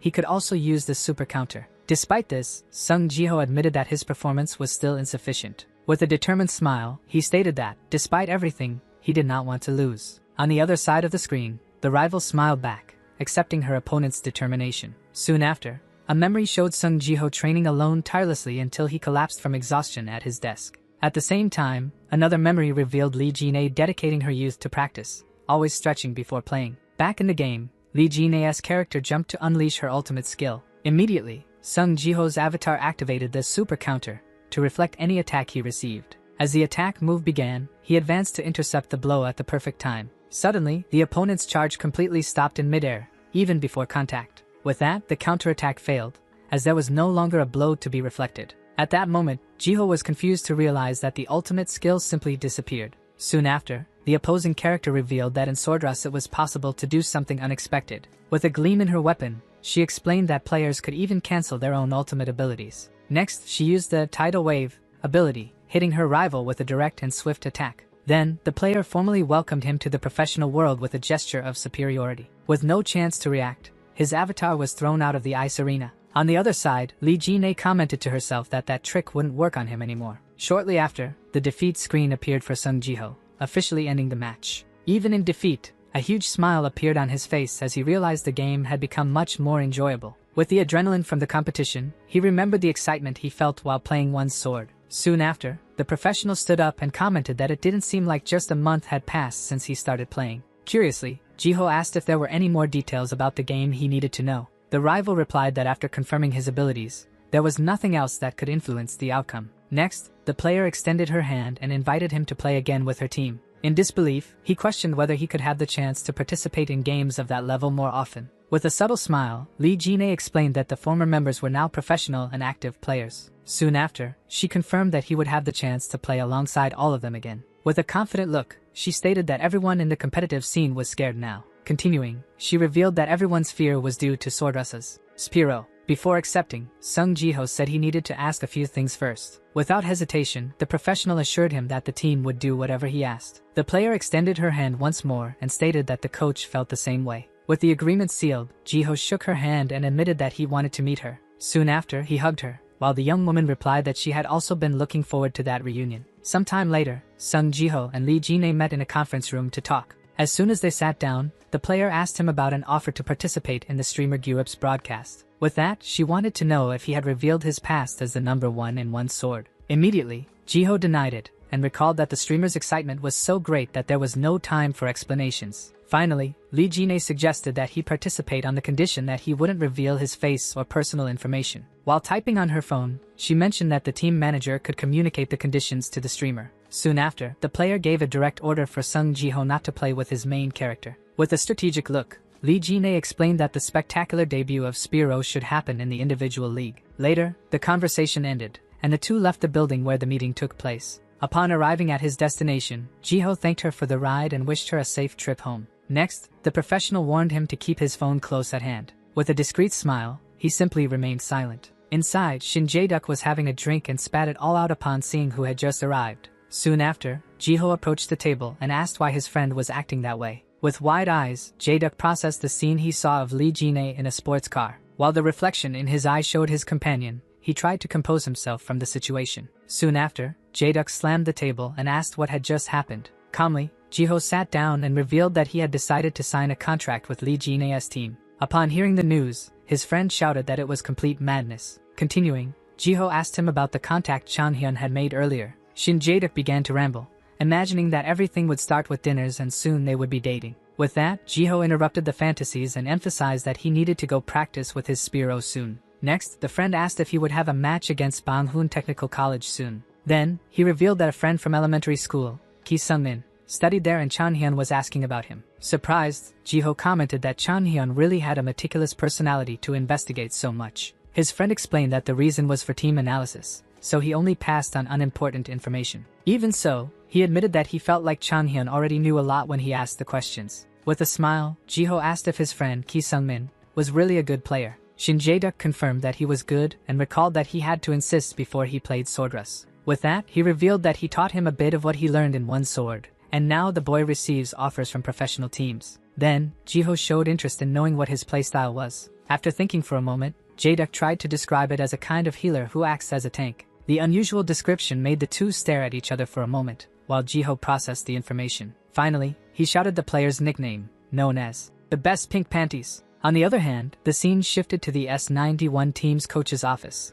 where the door opened. Calmly, the player entered the office and announced that she had arrived for the meeting. As soon as she sat down, she complained that the coach should at least look at her, but he dismissed the formality. After stopping what he was doing, the coach asked for her assessment of Spiro. In her response, she mentioned that his personality remained the same, but his skills had not fully returned yet. Intrigued, the coach stood up and asked if the boy's body had rusted over time. While leaning back, the young woman explained that the mechanics were the same, but something seemed different. With a thoughtful gesture, the coach concluded that it was as if he were playing one sword instead of Swordruss. With her arms crossed, the athlete argued that this happened because he still hadn't found a worthy opponent. Still, she assured him that the situation was not a cause for concern. Soon after, she reminded him that to be that opponent, he could count on her. Back in the club room, Chan-hyun sighed with his hand on his face upon seeing the scene. Shortly after, he approached Jin-young and Shin Woo-jin and asked what they were listening to. In response, Jin-young said that the tutor should do his job, recalling that things were better before when he wasn't around.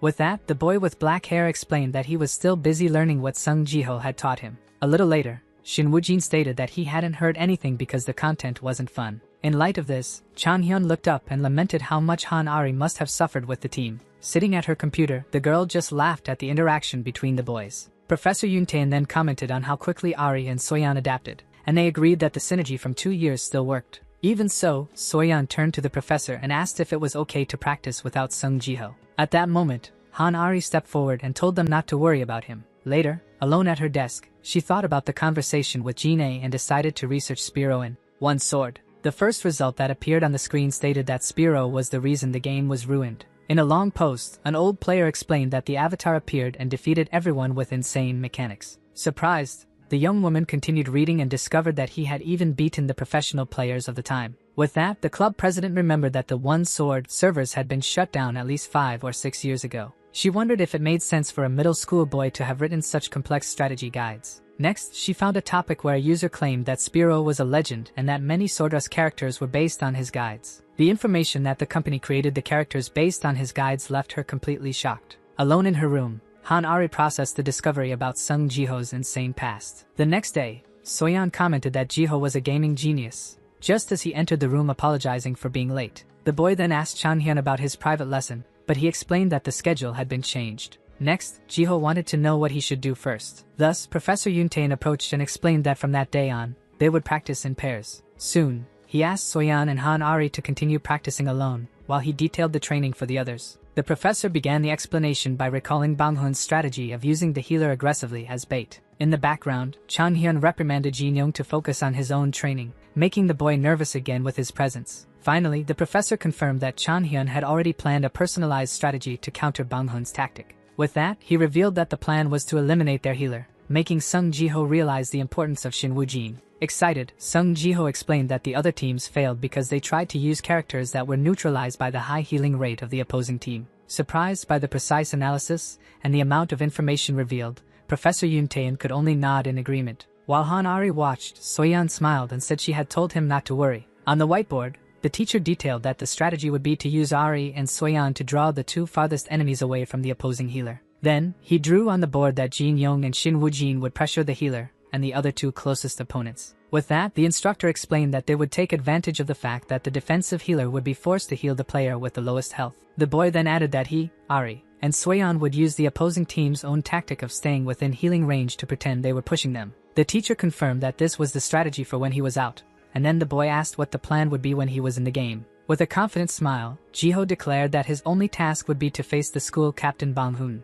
In the background, Chan-hyun watched Jin-young and Shin Woo-jin practice the new strategy on the computers. With the explanation finished, the teacher excitedly asked how the experience with professional player Jin-ae was. The young man then turned to the team and announced that he had decided to sign with the S91 organization. The sudden news left all the members of the esports club completely shocked. Soon, he clarified that S91 planned to send its trainees to the competition and that they would work together after the tournament. Everyone in the room seemed relieved to hear that the partnership would only start after the school competition. Finally, Jiho revealed that they could also practice with the trainee players from S91. The team continued to train while Han Ari watched the scene with a surprised expression. Later on, he announced that he had decided to participate in a broadcast on Gyurup's channel that night. After the revelation, an unexpected silence took over the club room as everyone processed the information. Not understanding the reaction, Jiho asked if there was any problem with the streamer Gyurup. In response, Jin-young simply explained that the announcement came right after all the other big news. With that, the teacher excitedly congratulated him and asked if that meant the team now had a trainee. Then, the instructor suggested that he should tell the principal and asked for permission to step out quickly. The boy agreed with an enthusiastic smile as the teacher prepared to leave.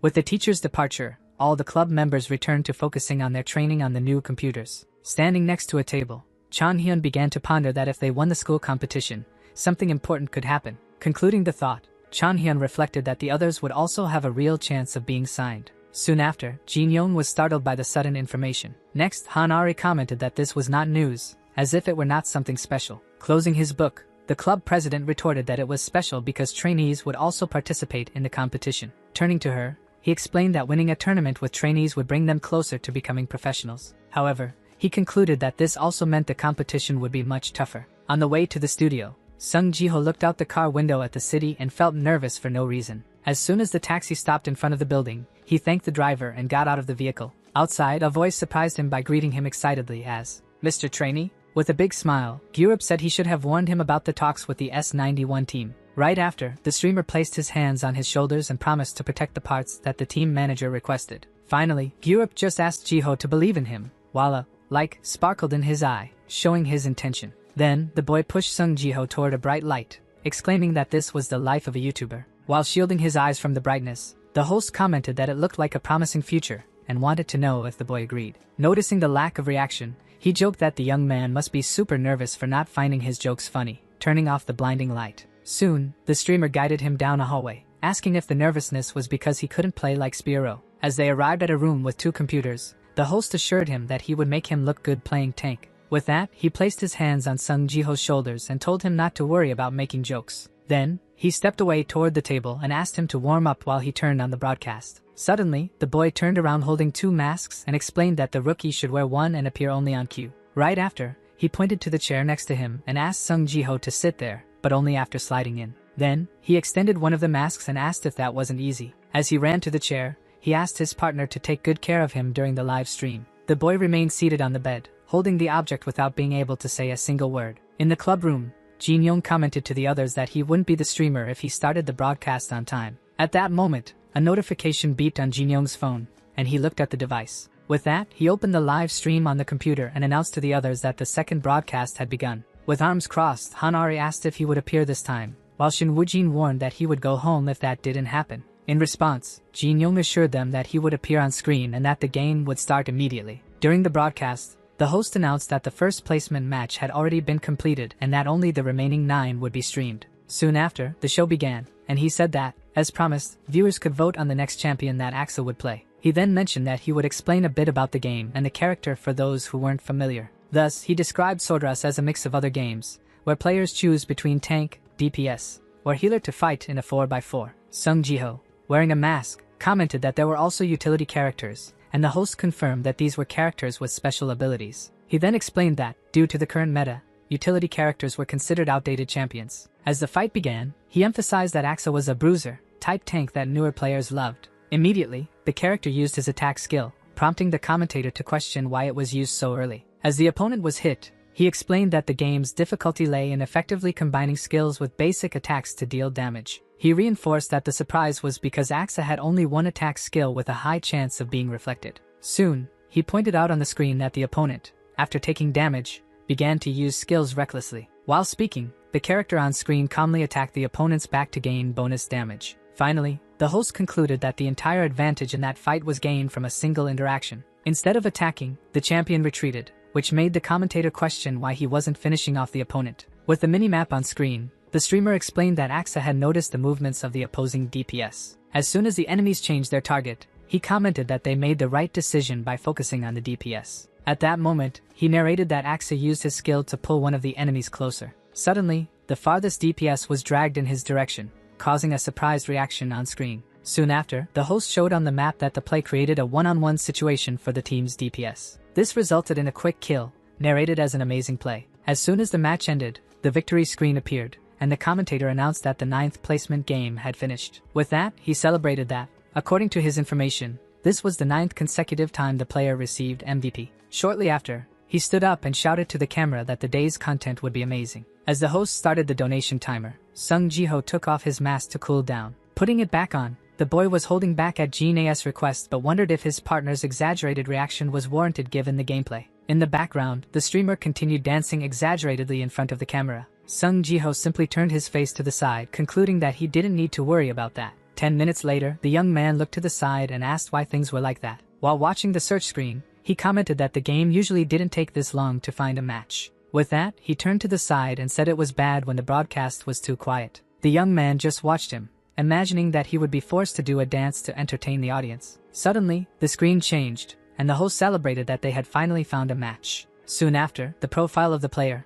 Forrest Lim, appeared, leaving the streamer shocked. The commentator then leaned over the monitor and shouted that they had found a ranked player in the placement matches. On the screen, the names of other well-known players were also displayed in the list of match participants. With a celebratory shout, he exclaimed that he had hit the jackpot for the day's broadcast. A message from Forrest Lim appeared in the chat, proposing a 3x3 fight and then a 1x1 duel. With a clenched fist, the host shouted that even the ranked player Forrest Lim was watching his streams. Then, he jumped out of his chair, exclaiming that a 1x1 request from someone like that was insane. Turning to Sung Ji-ho, he asked if he would be okay, since the other players seemed indifferent. The boy simply nodded up and down with his partner's shakes, confirming that he accepted the challenge. In the club room, the other members shouted in surprise upon seeing that he had agreed. Back in the room, the streamer positioned himself in front of the camera and announced the legendary match that was about to take place. At the moment the competition was about to start, he shouted for them to wait a moment. Then, he pointed at the camera and asked them to keep watching after the announcement.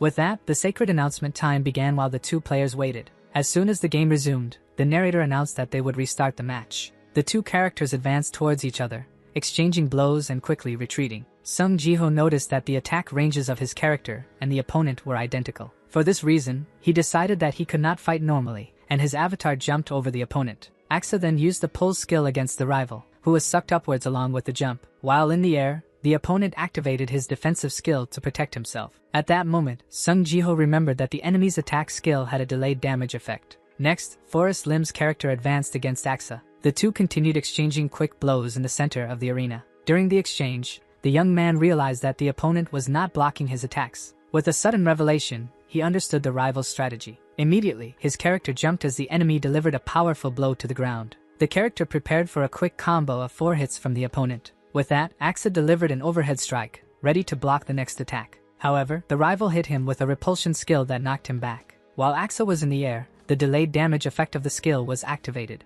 Soon after, Forrest Lim's character was hit by the energy from the previous attack. Even suspended, Axa suffered several energy projectiles launched by the enemy. With a quick move, the opponent managed to deflect the attack with his weapon. Still, the character continued to advance aggressively against the opponent. The impact of the next blow was so strong that it broke the durability of the enemy's weapon. Then, Axa landed the final attack that defeated the rival. As soon as the match ended, Sung Ji-ho leaned back in his chair, while the streamer looked on in surprise. With his head down, the host announced that the last placement match had ended in victory. Shortly after, he raised the boy's arm and celebrated that he would reveal the placement result of someone who had achieved MVP in all matches. With that, the narrator hugged him and shouted to the camera that this was a legendary broadcast. He continued hugging the young man, stating that this was happening for the first time. While Sung Ji-ho remained stunned, his partner announced that he would reveal the results of who received MVP in all 10 matches. With that, he held him by the arms and asked the viewers to subscribe and like the video. The boy simply thought that he couldn't believe he would become a YouTuber.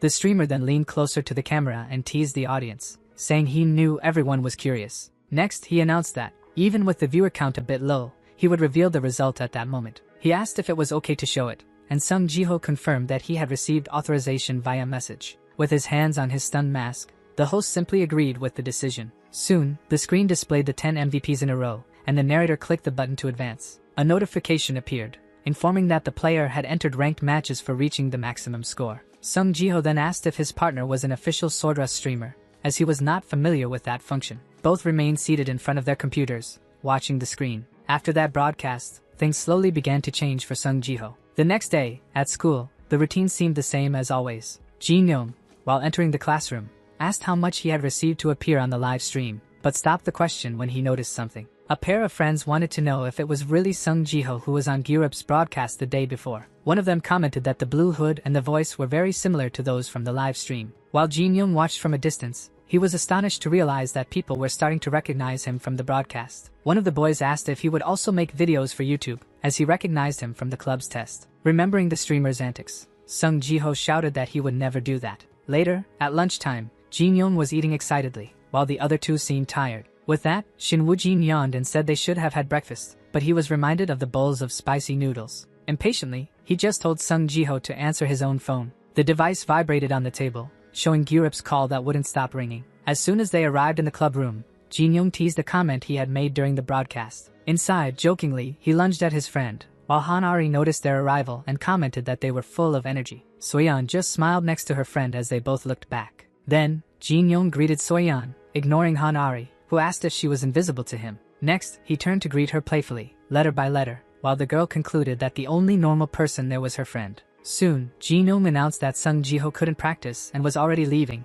to Han-ari's surprise. With a smile, the boy explained that he needed to go with his parents to sign the contract with Team S91. He added that he wanted to take care of the contract quickly so it would be easier for them to practice together. Shortly after, Hanari asked him to get ready quickly and inquired what time he needed to be at the location. The young man replied that Jine would call as soon as she was nearby. While Jin Young made a mocking face behind him, Sung Jiho asked why Changhyun wasn't there today. Despite the jokes, the atmosphere in the room was quite calm. With her hand on her head, Han Ari explained that the tutor had dragged her colleague to class for not paying attention. Then, she turned and asked if he could observe their practice, in case he didn't need to leave immediately. Sung Jiho just nodded, while Jin Young continued making faces in the background. During the match, Han Ari gave an order to Soyeon and told Jin Young to focus on the game. Suddenly, his phone rang inside his backpack, causing him to quickly divert his attention to answer it. With the device in hand, he apologized to the team and promised to return as soon as he finished the call. The team continued practicing as the friendly match approached. On the day of the game, Han Ari arrived at the PC cafe thinking it didn't matter which team arrived first. Soon after, she realized her team was already playing and thought it would have been nice to arrive together like the other team. With a smile on his face, Sung Jiho felt that something good was about to happen. While playing, Jin Young commented that they were almost looking like a real team. Right after, Soyeon said that since everyone was warmed up, it was time to practice for real. This would be the first time the team played together in this way. With that, they began to practice the new tactic involving Sung Jiho. Thus, they finished the only practice match before the opposing team arrived. For their part, the rival team commented that Spiro's choice by the opponent was an attempt at a quick match or simply a forfeit. With the rival team already positioned, a man called for the captain, Hyojin. Soon after, the guy approached and whispered the match instructions into his headset. The leader relayed it to the teammate next to him, who confirmed he understood the plan. With that, the selection screen showed Bang Hun's team composition with 2 healers and 2 damage dealers. As soon as the first round of the friendly match began, Sung Jiho's group advanced. At that moment, Shin Woojin's character told them not to worry and to keep their focus on what was happening. Soon,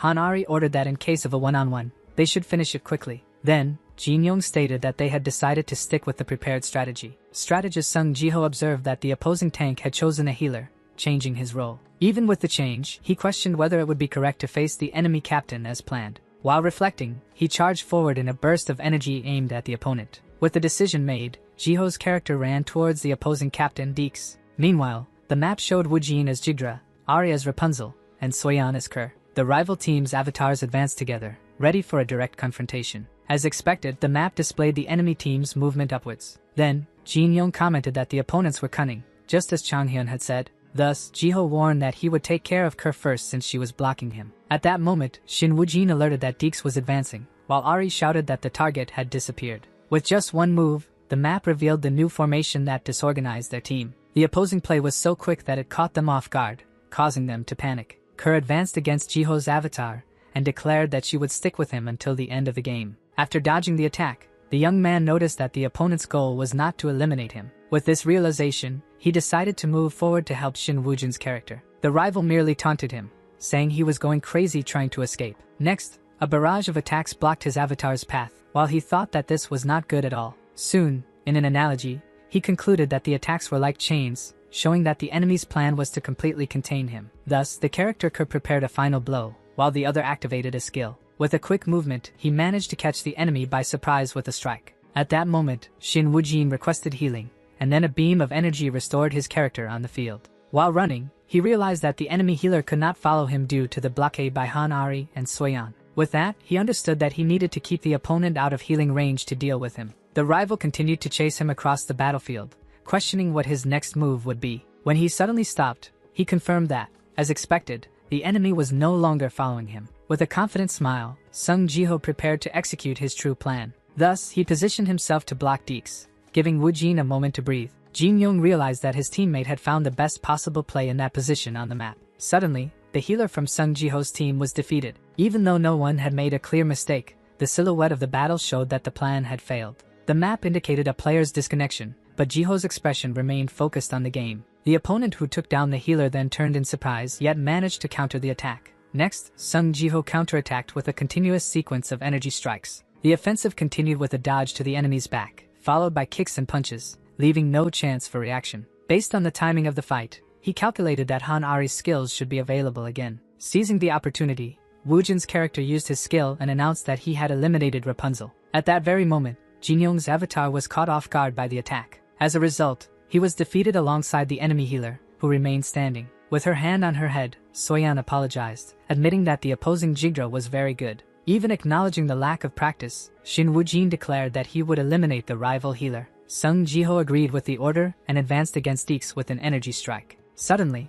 Kerr changed targets and ran towards the boy who was trying to finish off the killer of his healer. The two enemies joined forces, delivering multiple attacks, and Jiho realized they had no chance of winning at that moment. Soon, both continued to follow him in a 2-on-1 situation. Faced with the scenario, Jiho decided that there was no other choice but to act. The enemy's assault was so intense that it prevented them from retreating and regrouping. With a leap, his character unleashed a powerful energy attack that hit Deeks squarely. At the same moment, another opponent jumped over the attack to continue the offensive and defend their ally again. The boy was thrown into the air by the impact of yet another enemy strike. Finally, Shin Woojin's character managed to help Jiho and block a direct attack from Kerr herself. Even with the incredible skills of the remaining two, they had a bit of bad luck in the fight. As the opposing team was healed, the battle approached its end. With the last character standing, Sung Jiho's group was ultimately defeated, marking their first loss in a friendly match. Back at the PC cafe, he silently removed his headset after the game ended. The other members also showed signs of discouragement,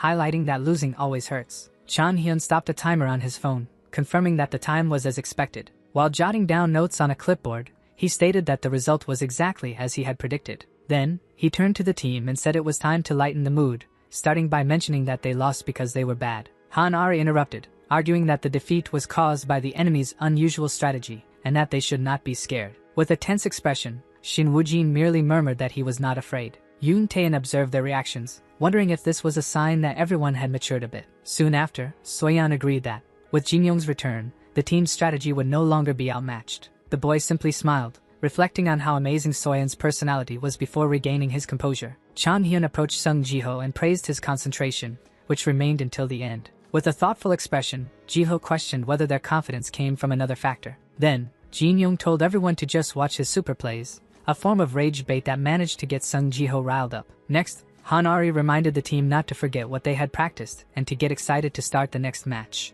Although the defeat didn't hurt as much as before, the second round began in a completely different way. With everyone in their places, the group prepared to fight with total focus on the match, this time replacing Sung Jiho and testing a new strategy. Our video ends here. If you enjoyed it, please like and subscribe to the channel. Until next time, bye bye.